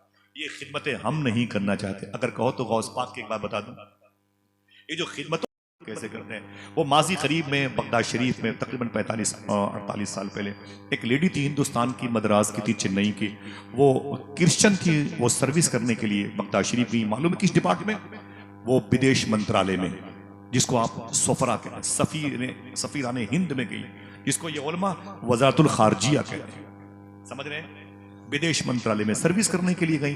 तो वो सर्विस करती थी तो उन्होंने पूछा कि भाई हम लोग की आदत है जिस मुल्क में जाते हैं वहाँ की तहजीब, वहाँ के कल्चर को देखते हैं। इराक है ये उसकी राजधानी बगदाद है, हम इस मुल्क में घूमना चाहते हैं, यहाँ क्या है? तो किसी ने कहा कि आप अगर इस मुल्क को देखें तो यहाँ पर दुनिया की सबसे बड़ी कब्रिस्तान है नजफ अशरफ में, जहाँ 1 करोड़ से ज्यादा मुर्दे दफने वादी सलाम में। और यहाँ पर याजूज माजूज जिस कुएं में कैद है वो कुआं मौजूद है। यहाँ मकाम इब्राहिम है, यहाँ शद्दाद का नमरूद का महल है, यहाँ वो जगह है जहाँ वकुल नयाना रोकुनी मरदम व सलामन अला इब्राहिम की आयत करीमा जिस जात के हक में नाजिल हुई है वो जगह मौजूद है। यहाँ पर अबू बकर बिन अली भी हैं, यहाँ पर जैद शहीद भी हैं, यहाँ पर करबला भी है। बड़ी ज़मीनें हैं। चलो या बाकूबा का बेल्ट है, सुलेमानिया है, कुरकुक है, शुमाली इराक है, यहाँ पर बयारा शरीफ है। चलो, अब वो लेडी थी, हिंदू मजहब से ताल्लुक, क्रिश्चियन थी, वो घूमती रही पूरे इराक में घूमती रही, बसरा चली गई, यहाँ वहां चली गई, और घूम के जब आके बैठी अपनी ऑफिस में तो बोले अब क्या बाकी है? देखना, दिल कहे तो सुभान अल्लाह कहना, अब क्या बाकी है इराक में? तो मैंने घूम लिया, ये मजहबी जमीन है। तो एक ने कहा कि तुम्हारे इस विदेश मंत्रालय की ऑफिस से 4 किलोमीटर के फासले पर एक मज़ार शरीफ है। दिल कहे तो बोलना है। कहा वो किसकी है? कहा उसमें जो लेटा हुआ है उसको लोग शेख अब्दुल कादिर जीलानी कहते हैं। नाम तुम्हारा लब पे आए, मीठा मीठा मुंह हो जाए, हाय हाय सुभान अल्लाह। कहा ये कौन है? कहा ये सुल्तानुर रिजाल हैं, सुल्तानुल औलिया हैं, कुतुबुल लौह वल कलम है। डॉक्टर इकबाल की मोहम्मद से वफा तूने? अल्लाह कहता है तूने मेरे हबीब से वफा की है तो फिर हम तेरे हैं। अरे हम ही क्या, हम तुझे लौहो कलम का अधिकार दे देंगे, जिसे चाहेगा यस करेगा और जिसे चाहेगा नो करेगा। कि मोहम्मद से वफा तूने तो हम तेरे हैं, ये जहां चीज है क्या लौहो कलम तेरे हैं। वो कहती है कि अच्छा मुझे ले चलो शेख अब्दुल कादिर की बारगाह में। लोगों ने कहा चले। और 4 किलोमीटर की बात थी, वो टैक्सी पर बैठी साइडों के साथ आ गई गौस पाक की बारगाह में। चेकिंग काउंटर से आगे गई और जैसे ही हुजूर गौस पाक के रोजे को देखा, जाली शरीफ पे चिपक गई, बहुत रोई, निकली तो कहा कि मुझे अब इस मजार शरीफ पर बार बार आना है। अक्सर छुट्टी होती सीधे गौस पाक की बारगाह में, छुट्टी होती सीधे गौस पाक की बारगाह में, छुट्टी होती सीधे गौस। आप सोचा रही हिंदू लोग हैं, हिंदू मजहब के लोग हैं और गौस पाक से अकीदत। वहाबिया दयाबना को देखो, शियत राफजियत को देखो, तो कभी कभी दिल नहीं कहता कि आला हजरत सरकार 100 साल पहले बैठे रहे होंगे, गौस पाक की याद आई रही होगी, कलम हाथ में उठा लिया होगा, डायरी सामने रखी होगी, लिखना शुरू किया होगा, तलब का मुंह तो किस काबिल है या गौस, मगर तेरा करम कामिल है या गौस, अजूमन कातिलन इंदल किताली, मदद को आ दमे बिस्मिल है या गौस। आला हजरत लिखते चले गए होंगे, अशार बढ़ते चले गए होंगे, फिर आला हजरत को वहाबिया दयाबना सल्फियों की दरीदा दहनी, इन बेअदब और बदतमीज किस्म के लोगों की खिलाफ अदब बातें याद आई होंगी, तो आला हजरत सरकार को तकलीफ हुई होगी। फिर आला हजरत को हिंदू मजहब के लोगों के दिलों में गौसे आजम की मोहब्बत का चिराग भी जलता हुआ दिखाई दिया होगा, तो आला हजरत ने कलम को डायरी पर रख दिया होगा, डायरी को बंद कर दिया होगा, दाहिने हाथ को अपनी पेशानी पर मारा होगा और कहा होगा दत तेरी की सितम कोरी वहाबी राफजी की, कि हिंदू तक तेरा कायल है या गौस, सितम कोरी वहाबी राफजी कि हिंदू तक तेरा कायल है या गौस। हुजूर गौसे आजम की बारगाह से हिंदू मजहब के लोगों का लगाव देखो आप। 150 साल पहले कहना पड़ा आला हजरत, क्योंकि गौस पाक से मोहब्बत तो हिंदू मजहब के लोग भी किया करते हैं। फिर से बोलो लब्बैक या गौसे आजम। मेरा टॉपिक तो हुजूर की मोहब्बत की, वो खिदमत करने से इनामात क्या मिलते हैं, वो टॉपिक, वो एक जुमला इधर आ गया, मैं माजरत चाहता हूं। फिर से बोले लब्बैक या गौसे आजम। बोले बोले बोले हाथों को उठा के बोले लब्बैक या गौसे आजम। फरमाते हैं कि आला हज़रत मुझसे कहा गया कि क्या चाहते हो। शकील भाई बहुत बहुत शुक्रिया, मुबारक, मेरी जिंदगी अल्लाह आपको दे दे माशाअल्लाह। हम अपने बच्चों को पालते हैं, ये पूरा शहर अपनी निगाहों के कैमरे में रखते हैं और दोस्तों का ऐसा सर्कल इनके पास अल्लाह ने बड़ी बुनियादी और तामीरी सोच का हामिल बनाया। कभी मैं इतने दिनों से मेरी दोस्ती है, मैंने आज तक नहीं पूछा कि आपके बच्चे कितने हैं और आपकी बेटियां हैं, वो मेरा घर है। लेकिन जब मुलाकात होती है कभी मदरसे की बात करेंगे, कभी उलमाए किराम की बात करेंगे, कभी सोचेंगे आसिफ भाई मैं सोच रहा हूँ कि मस्जिद कुशादा हो जाए, मैं सोचता हूँ कि मदरसे में आइम्मे किराम उलमाए किराम को थोड़ी सी राहत मिल जाए, तलबा किराम की किफ़ालत की बात करेंगे, अपनी घुसरी दयार की तहजीब को इस्लामी तहजीब में बदलने की बात करेंगे और किसी भी किस्म का इख्तलाफ ना हो, ये नजरिया इनका है। क्या मतलब, ऐसे लोग बहुत कम होते हैं। अल्लाह का शुक्र है, अल्लाह सलामत रखे और शिफा और सेहत अता फरमाए, आमीन कह दो। क्या कहा था, फरमाया आला ने कि मुझे गौस पाक फरमाते क्या चाहते हो, तो फिर मैंने गौस पाक से कह दिया आपसे आप ही को मांग रहा हूं। कहा तूने जो मांगोगे मिलेगा, रजा तुझसे तेरा साइल है या गौस। देखें खिदमत, मैं कह रहा हूं बार बार, वो दरवाजे पर एक शख्स ने कहा हमें कुछ दीजिए, आपने कहा तो हिंदू है कि मुसलमान है, अगर आपके दिल में हुजूर होते तो ये सवाल ना करते आप। समझ रहे मेरी बात? एक प्यासा इंसान तुम्हारी दुकान पर तड़प रहा था, अगर दिल में हुजूर होते तो आप ये ना पूछते तो हिंदू है कि मुसलमान। प्यासों को पानी पिला के पानी पिलना ये मकबूलियत की निशानी है, भूखे को खाना खिला के खाना खाना ये मकबूलियत की निशानी है, किसी बरहना वजूद को कपड़े पहना के पहनना ये हुजूर का इश्क दिलों में होने की निशानी है। समझ रहे हैं? ये अलामतें जाहिर हैं। वो कहती हैं कि मैं आती रही जाती रही, आती रही जाती रही, आती रही जाती रही, और फिर एक दिन ऐसा हुआ कि मेरी छुट्टी हो गई, मुझे खबर आ गई कि अब आप रिटायर्ड हो जाएं, इंडिया वापस जाएं। सुने आप? तो वो कहती हैं कि मैं रोने लगी, मैं हुजूर गौस पाक की बारगाह में गई और मैंने गौस पाक की जाली पकड़ के बहुत रोई। मैंने कहा शेख, जब तक मैं बगदाद में थी, मैं क्रिश्चियन हूँ, ईसाईज़म से मेरा ताल्लुक है, मैं आती रही और आपको देखती रही, अब मेरे हिंद जाने का वक्त आ गया, मैं हिंदुस्तान जाना चाहती हूँ, सरकार मुझे माफ़ फरमाए। फिर वो कहती हैं कि आका अब क्या आप मुझे फिर बुलाएंगे? अब नहीं बुलाएंगे, मैं क्रिश्चियन हूं तो क्या मतलब आप मुझे अपने शहर दोबारा नहीं बुलाएंगे? वो रोती रही।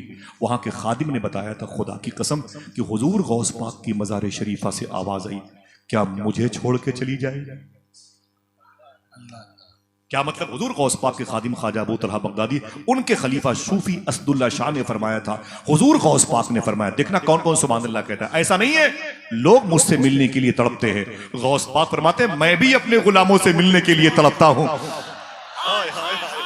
मैं भी अपने गुलामों से मिलने के लिए तड़पता हूं। आप मुझे नहीं चाहो अल्लामा कफील अहमद साहब, चलो मेरा घर देख लो, मेरे घर पे कदम रख दो। घर पे कदम रखना मकसद नहीं है, मकसद ये कि देख लो इटालियन सामान लगे, मकसद ये देख लो कि मैंने जर्मनी की आवाज बेसन लगा के रखे हैं।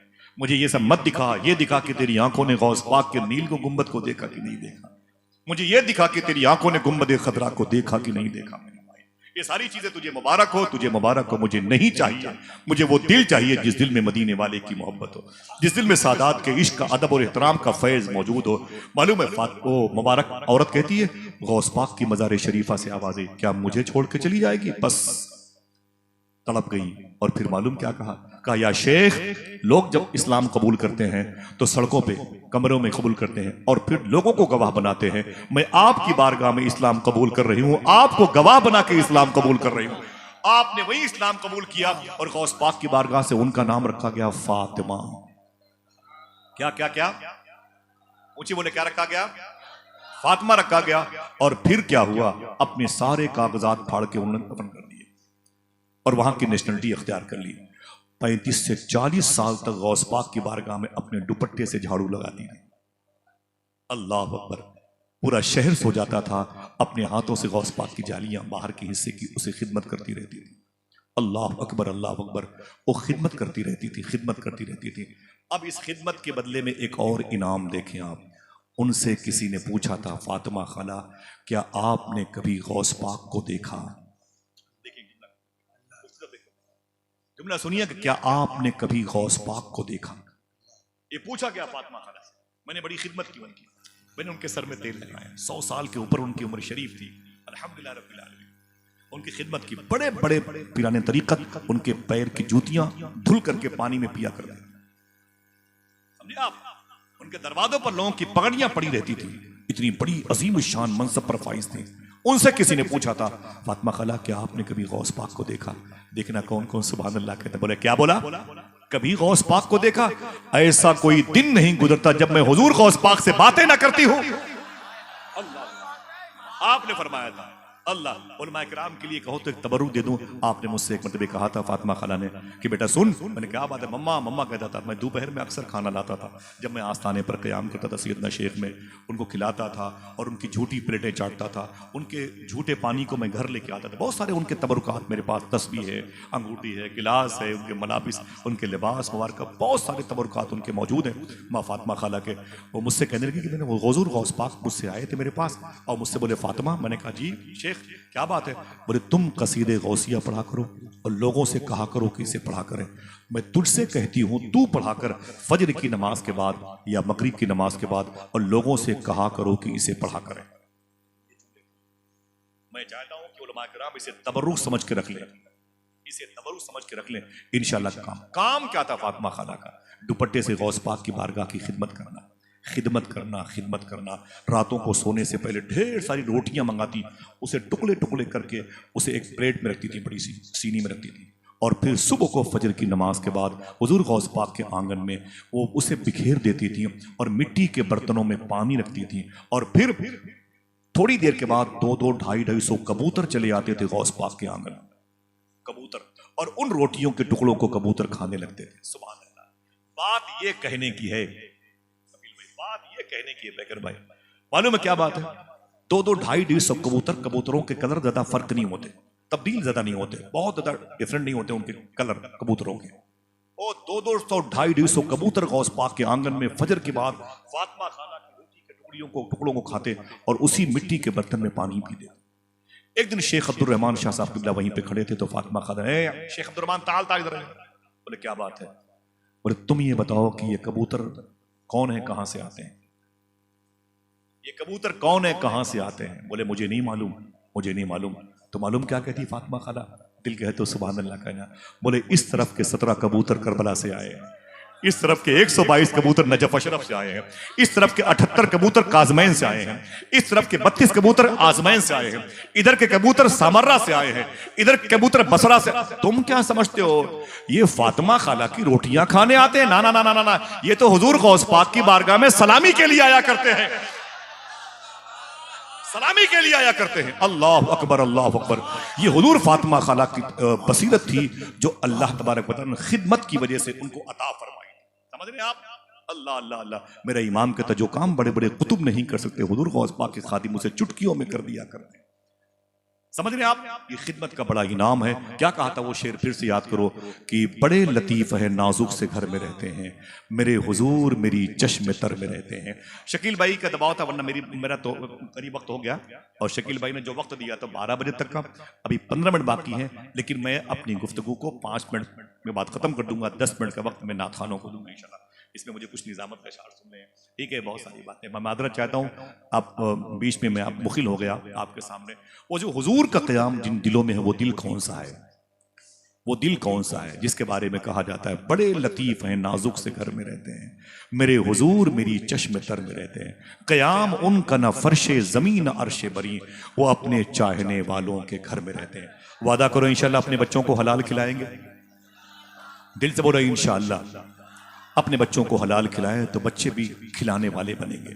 अपने बच्चों को सच बोलने की राह पे ले आए तो बच्चे सच्चाई की राह के मुसाफिर बनने वालों की भीड़ में इजाफे का सबब बनेंगे इंशाअल्लाह। ये मजलिस, ये जो जलसा हो रहा है, ये पूरे बंगाल के लिए एक बरकतों का नमूना बन जाए। दुआ करो अगर कोई बीमार हो तो अल्लाह उसे शिफा अता फरमाए। गरीब नवाज के मुल्क में अल्लाह हम सबको सादात की अजमत, आला हजरत के मसलक व मशरब की मोहब्बत, और बिलखुसूस हिंदुस्तान की जेलों में जो हिंदू और मुसलमान बेकसूर कैद हैं, अल्लाह उनकी रिहाई का इंतजाम फरमा दे। हमारी नस्लों को बदअकीदों के फितनों से महफूज फरमाए। हमें उलमा इकराम की बारगाह का खूशाची बनाए। एक जुमला सुने, अगर बच्चों की अच्छी तरबियत होती है तो रिजल्ट कैसा होता है। हज़ारा शरीफ में गुलाम गौस, ये गुलाम गौस साहब का नाम आया तो मेरी गुफ्तगू उधर चली गई। थक गए आप लोग? जरा फिर से बोले लब्बैक या गौस आजम। मैंने गौस पाक की बात नहीं की, वो गुलाम गौस साहब का नाम आया तो इधर में शुरू कर दी थी। गुलाम गौस हजारवी कहते हैं कि मेरी शादी हुई और शादी के बाद मेरे घर में एक बच्चा पैदा हुआ। मैंने अपनी बीवी से कहा सुन, बोले क्या बात है। मैंने कहा ये मेरा बेटा है, मैं चाहता हूं कि मेरा बेटा आशिक रसूल बने, मेरा बेटा आशिक रसूल बने। जरा हाथ उठा के बोले क्या बने? कोई है ऐसा कहने वाला? मेरा बेटा डॉक्टर बने, इंजीनियर बने। हम ये कहते हैं, सूफी साहब कहते हैं बेटा ज्योग्राफिया में टॉप कर ले, मैथ में टॉप कर ले, इंग्लिश में टॉप कर ले, स्पोर्ट्स में टॉप कर ले। कोई ये नहीं कहता बेटा हुजूर से मोहब्बत करने में टॉप कर ले, हुजूर पर दरूद पढ़ने में टॉप कर ले, किसी गरीब को खाना खिलाने में टॉप कर ले, किसी प्यासे को पानी पिलाने में टॉप कर ले। अल्लाह अकबर। हम ये नहीं सिखाते अपने बच्चों को। गुलाम गौस ने कहा था, अय मेरी बीवी, मेरे बच्चे को आशिक रसूल बनना है, आशिक रसूल। इसको हम बुढ़ापे का सहारा नहीं बनाएंगे, इसको अपनी मगफिरत का सामान बनाएंगे। लोग अकेले आएंगे, नेकियां कमा के जन्नत में जाएंगे। मुझे ऐसी औलाद नहीं चाहिए। मैं चाहता हूं कि मेरी एक औलाद की वजह से बहुत सौ को अल्लाह जन्नत में जाने की तौफीक अता फरमाए। अकेले कमा के खा लिया तो कौन सा बहुत बड़ा जग जीत लिया भाई। अल्लाह अकबर अल्लाह। गुलाम गौस कहते हैं मेरी बीवी भी बहुत प्यारी थी। कुरान पढ़ती तो बेटे को गोद में ले लेती थी, दरूद पढ़ती तो बेटे को गोद में लेती थी, हुजूर की बातें करती तो मेरा बेटा गौर से सुनता। आहिस्ता आहिस्ता मेरा बेटा 21 साल का हो गया। गुलाम गौस हजारवी कहते हैं अचानक मेरे बेटे की तबीयत बिगड़ गई, तबीयत अलील हो गई। मेरा बेटा बहुत ही डिस्टर्ब हो गया। मैं उसे लेके हॉस्पिटल गया, जिसे अरबी जबान में मुस्तशफा कहते हैं। जब मैं लेके गया तो कई दिनों तक मेरे बेटे का इलाज चलता रहा। देखिए भाईजान, देखिए आवाजें ज्यादा आ रही हैं। भाई भाई भाई भाई भाई देखें देखें देखें, अल्लाह सलामत रखे। इंतजामिया पर जिम्मेदारियां ज्यादा होती हैं। असल में बड़ी शख्सियतों के आने पर माशाल्लाह ये सब बरकत की आवाजें हैं। अल्लाह सलामत रखे। हर चाहते हैं जो लोग बैठे हुए हैं और आप सबकी आमद को, आप सबके घर के गुजरे हुए लोगों की मगफरत का सामान बना दें। आमीन के। तो जो नस्लें आने वाली उनको हुजूर का इश्क अता फरमाए। आमीन बोलो आमीन। बस सुने, गुलाम गौस हजारवी कहते हैं मेरे बेटे की तबीयत बिगड़ गई, बड़ा इलाज करवाया लेकिन उसे शिफा ना मिली। अचानक एक दिन से आखिरी जुमले हैं, अचानक एक दिन डॉक्टर ने मुझे बुलाया। मैंने कहा क्या बात है? मैंने कहा क्या बात है? तो डॉक्टर साहब ने कहा कि माफी चाहता हूं, 4 घंटे के बाद आपका बेटा मर जाएगा। 4 घंटे के बाद आपका बेटा मर जाएगा। मैं रोने लगा तो डॉक्टर ने कहा ले जाएं। मैंने कहा मैं अपनी ईमान, अपने जमीन के अलावा हर चीज अपने बेटे के नाम पे कुर्बान करना चाहता हूं, मेरे बेटे को बचा लीजिए। कहा नहीं नहीं, बच नहीं सकता, 4 घंटे के बाद ये मर जाएगा। गुलाम गौस कहते हैं डॉक्टर ने बेड खाली किया, मेरे बेटे को उठा करके टेबल पर रख दिया, कहा ले जाओ। गुलाम गौस हजारवी कहते हैं मैं रोने लगा। मैंने अपने बेटे की जिंदा लाश उठाई, यूं उठाई और उठा करके रोता हुआ अपने घर आया। मेरी बीवी मेरे पीछे पीछे चलती थी। जिसे दुरूद पढ़ के पाला गया था वो बच्चा डैमेज हो गया, जिसे नातों के साए में परवरिश पाने का शरफ मिला था, आज वो बच्चा मेरा कमजोर हो गया। मैंने उसे उठा के रखा था अपनी गोद में। मैंने समझा था कि मेरे मरने के बाद ये मेरे जनाजे वो उठाएगा। आज मैं अपने बेटे को उठा रहा। बाप का दिल बड़ा नाजुक होता है। मैंने अपने बेटे को उठाया, घर लाके चारपाई पे रखा और मेरा बेटा जैसे घर के दीवारों दर को देखा रोने लगा। मैंने कहा बेटे रो मत। उसने कहा अब्बू ये दीवारें मुझसे जुदा होने वाली हैं, ये घर हमेशा के लिए छूटने वाला है। मेरी बीवी रोने लगी और मैं भी रोने लगा। मेरी बीवी कभी अपनी उंगलियों से मेरे घर की उस मुबारक शान को, जो मेरा बेटा था, उसकी आंखों से निकलने वाले आंसुओं को मेरी बीवी पोंछती थी और जब बीवी रोती तो मैं उसे तसल्ली देता था। तीनों लोग रोते थे। अचानक दरवाजे पे दस्तक हुई। गुलाम गौस हजारवी कहते हैं मैंने कहा कौन? जब मैं दरवाजे पर गया तो आने वाले शख्स ने कहा मुझे गुलाम गौस हजारवी से मिलना है। कहकर भाई बात आपको देखकर याद है। बोले मुझे गुलाम गौस हजारवी से मिलना है। मैंने कहा क्या बात है? मैं हूँ। बोले तुम घर बैठे हुए हो? मैंने कहा हुआ क्या? बोले हिंदुस्तान में कादियान एक बेल्ट है, वहाँ के मिर्जा गुलाम कादियानी की जमात के बेअदब लोगों ने इस इलाके की ज़मीन पे कब्जा कर रखना चाहा और यहाँ के लोगों के अकीदे को ख़राब करना चाहा है। जल्दी निकले ताकि उन बदअकीदों को, बेअदबों को यहाँ से बाहर करे और आपके इलाके में हुजूर पर दुरूद पढ़ने वालों की कसरत बाकी रहे। अगर एक भी बंदे का अकीदा ख़राब हो गया गुलाम गौस साहब, तो आखिरत में अल्लाह की बारगाह में तुम्हारी शिकायत होगी। चले हुजूर का दीन तुम्हें आवाज़ देता है। गुलाम गौस हजारवी कहते हैं मैं रोने लगा। मैंने दरवाज़ा बंद कर लिया। अंदर आया तो मेरा बेटा जाने की पोजीशन में था। मेरी बीवी तड़प रही थी। मैंने अपनी बीवी से कहा मेरे मुनाजरे की किताबें लेके आओ, पूरा पढ़ना है। मेरी बीवी लेके आई। मैंने उसे कंधे पे रखा। सुने आप, मोहब्बत की हो तो जानू, मैंने उस बंडल को, किताबों के बंडल को अपने कंधे पे रखा और मैं अपने बेटे के पास आया। मैंने कहा बेटे मैं जा रहा हूं। तो बेटा ने रोक करके कहा अब्बू कहाँ जा रहे हैं? मैं खुद हमेशा हमेशा के लिए आपसे अलग होने जा रहा हूं, अब्बू आप मुझे छोड़ के मत जाएं। तो बाप ने क्या कहा था, बेटे सुन, नबी का दीन मुझे आवाज दे रहा है, हुजूर का दीन मुझे आवाज दे रहा है। बेटा कहता है अब्बू मैं मरने वाला हूं। एक जुमला कहा था बाप ने गुलाम गौस ने, ऐ मेरे बेटे सुन, तुझ जैसे हजारों बेटे मोहम्मद के नाम पे कुर्बान हो जाए। मुझसे बोलता है, कहता ना ना, गुलाम गौस हजारवी कहते हैं ऐ मेरे बेटे मैं जाऊंगा। बेटे ने मेरा दामन थाम लिया, ना ना ना ना अब्बू, मौत का फरिश्ता मेरे घर आने वाला है, मुझे छोड़ के मत जाए, मुझे छोड़ के मत जाए। गुलाम गौस कहते हैं, मैंने कहा सुन, हुसैन के नाना का दीन आवाज दे रहा है, कुरान की अजमत कहीं पामाल न हो, मुझे जाना पड़ेगा। तो बेटे ने अपने बाप का हाथ पकड़ लिया, कहा बाप मेरी खताओं को माफ करना, मैंने सोचा था बड़ा होकर के अपने बाप की खिदमत करूंगा, मैं जा रहा हूं, मैं कोई खिदमत न कर सका, मैं कोई खिदमत न कर सका। तो गुलाम गौस ने कहा था, ऐ मेरे बेटे अगर तू कुछ करना चाहता है तो एक काम कर। कहा क्या? कहा तू मरने वाला है, कब्र में जाना, जब हुजूर तशरीफ लाए अल्लाह के रसूल तो हुजूर को मेरा सलाम बोल देना, हुजूर से कहना कि मेरे बाप ने मेरा आपको सरकार सलाम अर्ज किया, अल्लाह के रसूल को मेरा सलाम पेश कर देना, बस तेरा एहसान मुझ पे रहेगा। गुलाम गौस हजारवी कहते हैं मैं निकल पड़ा, मेरी बीवी मेरे पैरों से लिपटी रही, मैंने कहा मुझे जाने दे। बोले बेटे की ये हालत है? मैंने कहा हुजूर का दीन कमजोर न हो जाए, हुसैन के नाना का दीन, हुसैन के वादी तफ में लेटे हुए 72 नफूस कुसिया की कुर्बानियां जाए ना हो जाए, मैं जा रहा हूँ। गुलाम गौस कहते हैं मैंने किताबें कंधे पे रखी, करीब में बस स्टॉप था, दौड़ के आया, एक बस पे बैठ गया, शीशा मैंने बंद कर लिया। अचानक थोड़ी देर के बाद दस्तक हुई, मैंने कहा कौन? तो आवाज आई गुलाम गौस बस से उतर जाए। मैंने कहा क्यों? बोले तुम्हारा बेटा मर गया, तुम्हारा बेटा मर गया, उसकी नमाज जनाजा तो पढ़ दो, उसको दफन करके जाओ।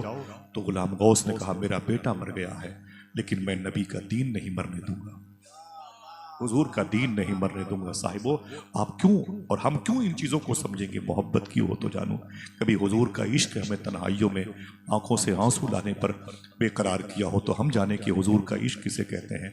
क्या कहा था मेरे इमाम ने, कबाब आहू में भी न पाया मज़ा जो दिल के कबाब में है, जिनकी तन्हाइयाँ दूसरों की बहन बेटियों की नंगी तस्वीरें देखने में गुजरती हों, उन्हें खबर न लगे कि हुजूर का इश्क किसे कहते हैं।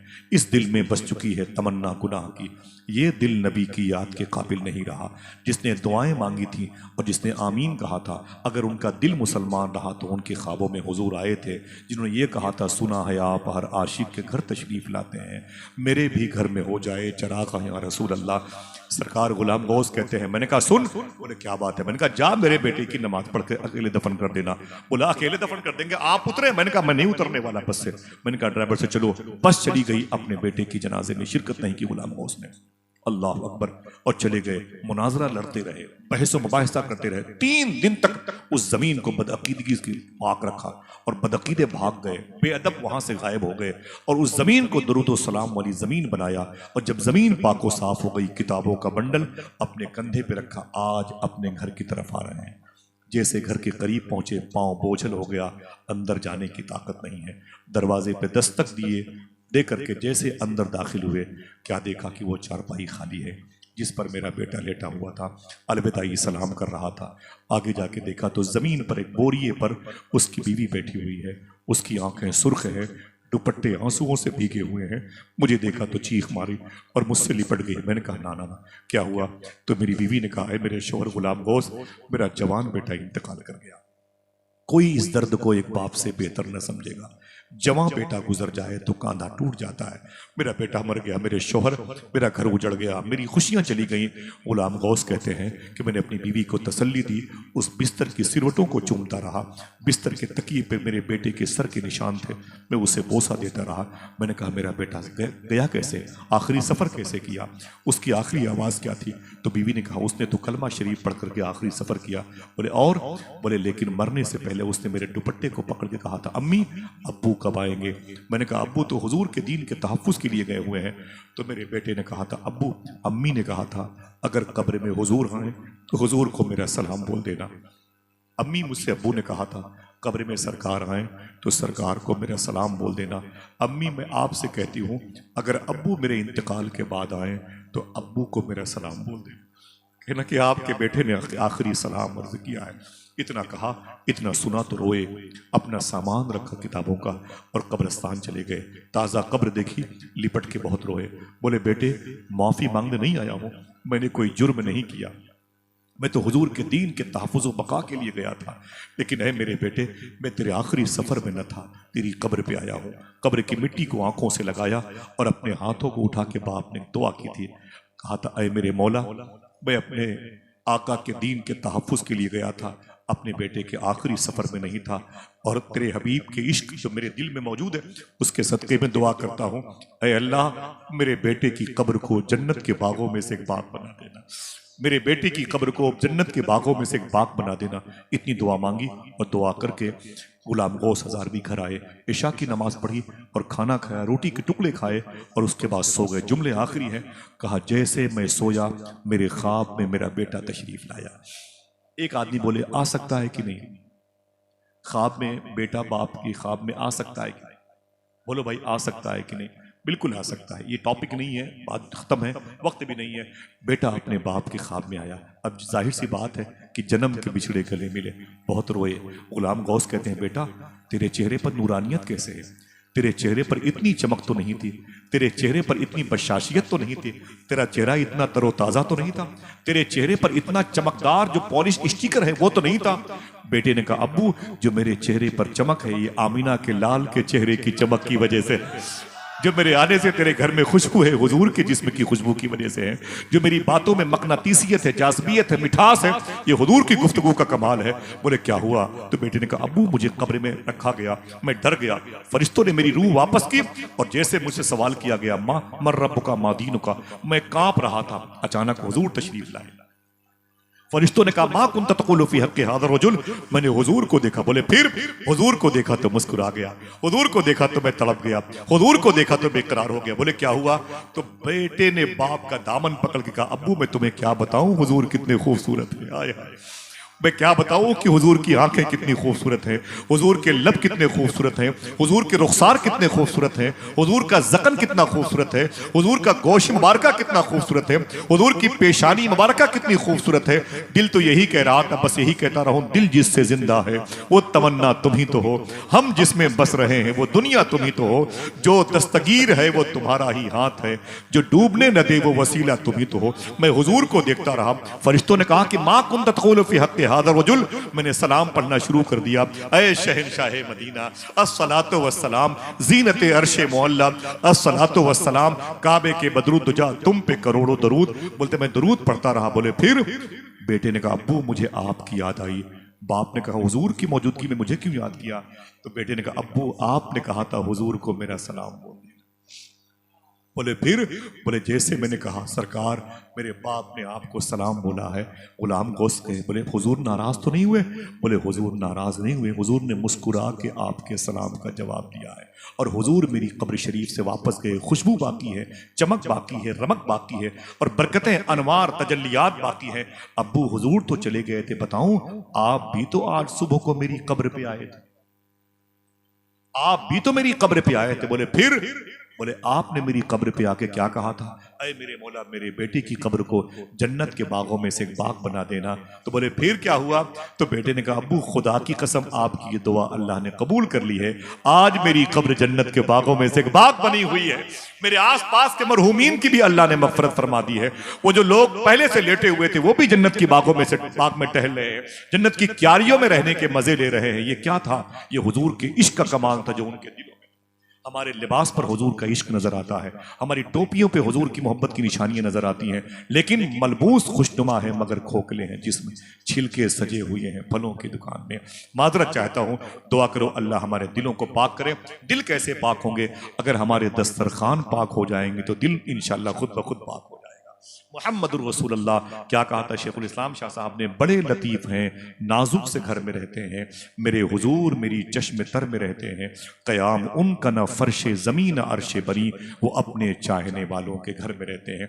कभी ज़िंदगी में कोई बात शरा के ख़िलाफ़ निकली हो तो मैं मुफ्ती साहब क़िबला उलमा किराम को, शुरा किराम को, नुक़बा इज़ाम को, आप सबको, सादात किराम को गवाह बना के तौबा करता हूँ। अस्तग़फ़िरुल्लाह रब्बी मिन कुल्लि ज़ंबि व अतूबु इलैहि, ला इलाहा इल्लल्लाहु मुहम्मदुर रसूलुल्लाह सल्लल्लाहु अलैहि वसल्लम। शकील शादाब भाई, उनके तमाम तर मुतवस्सिरीन को, उनके तमाम तर अक़रबा को, उनकी टीम के तमाम तर अफराद को मैं बहुत सारी मुबारकबादियाँ पेश करता हूँ, जो आज अपनों के लिए, अपने मसलक के लिए, अपने मशरब के लिए, दीनो सुन्नियत के तहफ़्फ़ुज़ व बक़ा के लिए सरकार मुजाहिद मिल्लत के कदम की बहारें हैं। हुज़ूर मुफ्ती आज़म और हुज़ूर मुहद्दिस आज़म का फैज़ है जो आज ये ज़मीन एक मुबारक शख्स की वजह से गुलजार है। दुआ करो मखदूम गिरामी और बुज़ुर्गों की अज़मतों की अजीम अमानत मुफ्ती सलमान अज़हरी शाह साहब क़िबला के आने से अल्लाह हमारे दिलों को पाकी अता फरमाए। इजाज़त दें, फिर किसी मौके पर मुलाकात होगी। अस्सलामु अलैकुम व रहमतुल्लाहि।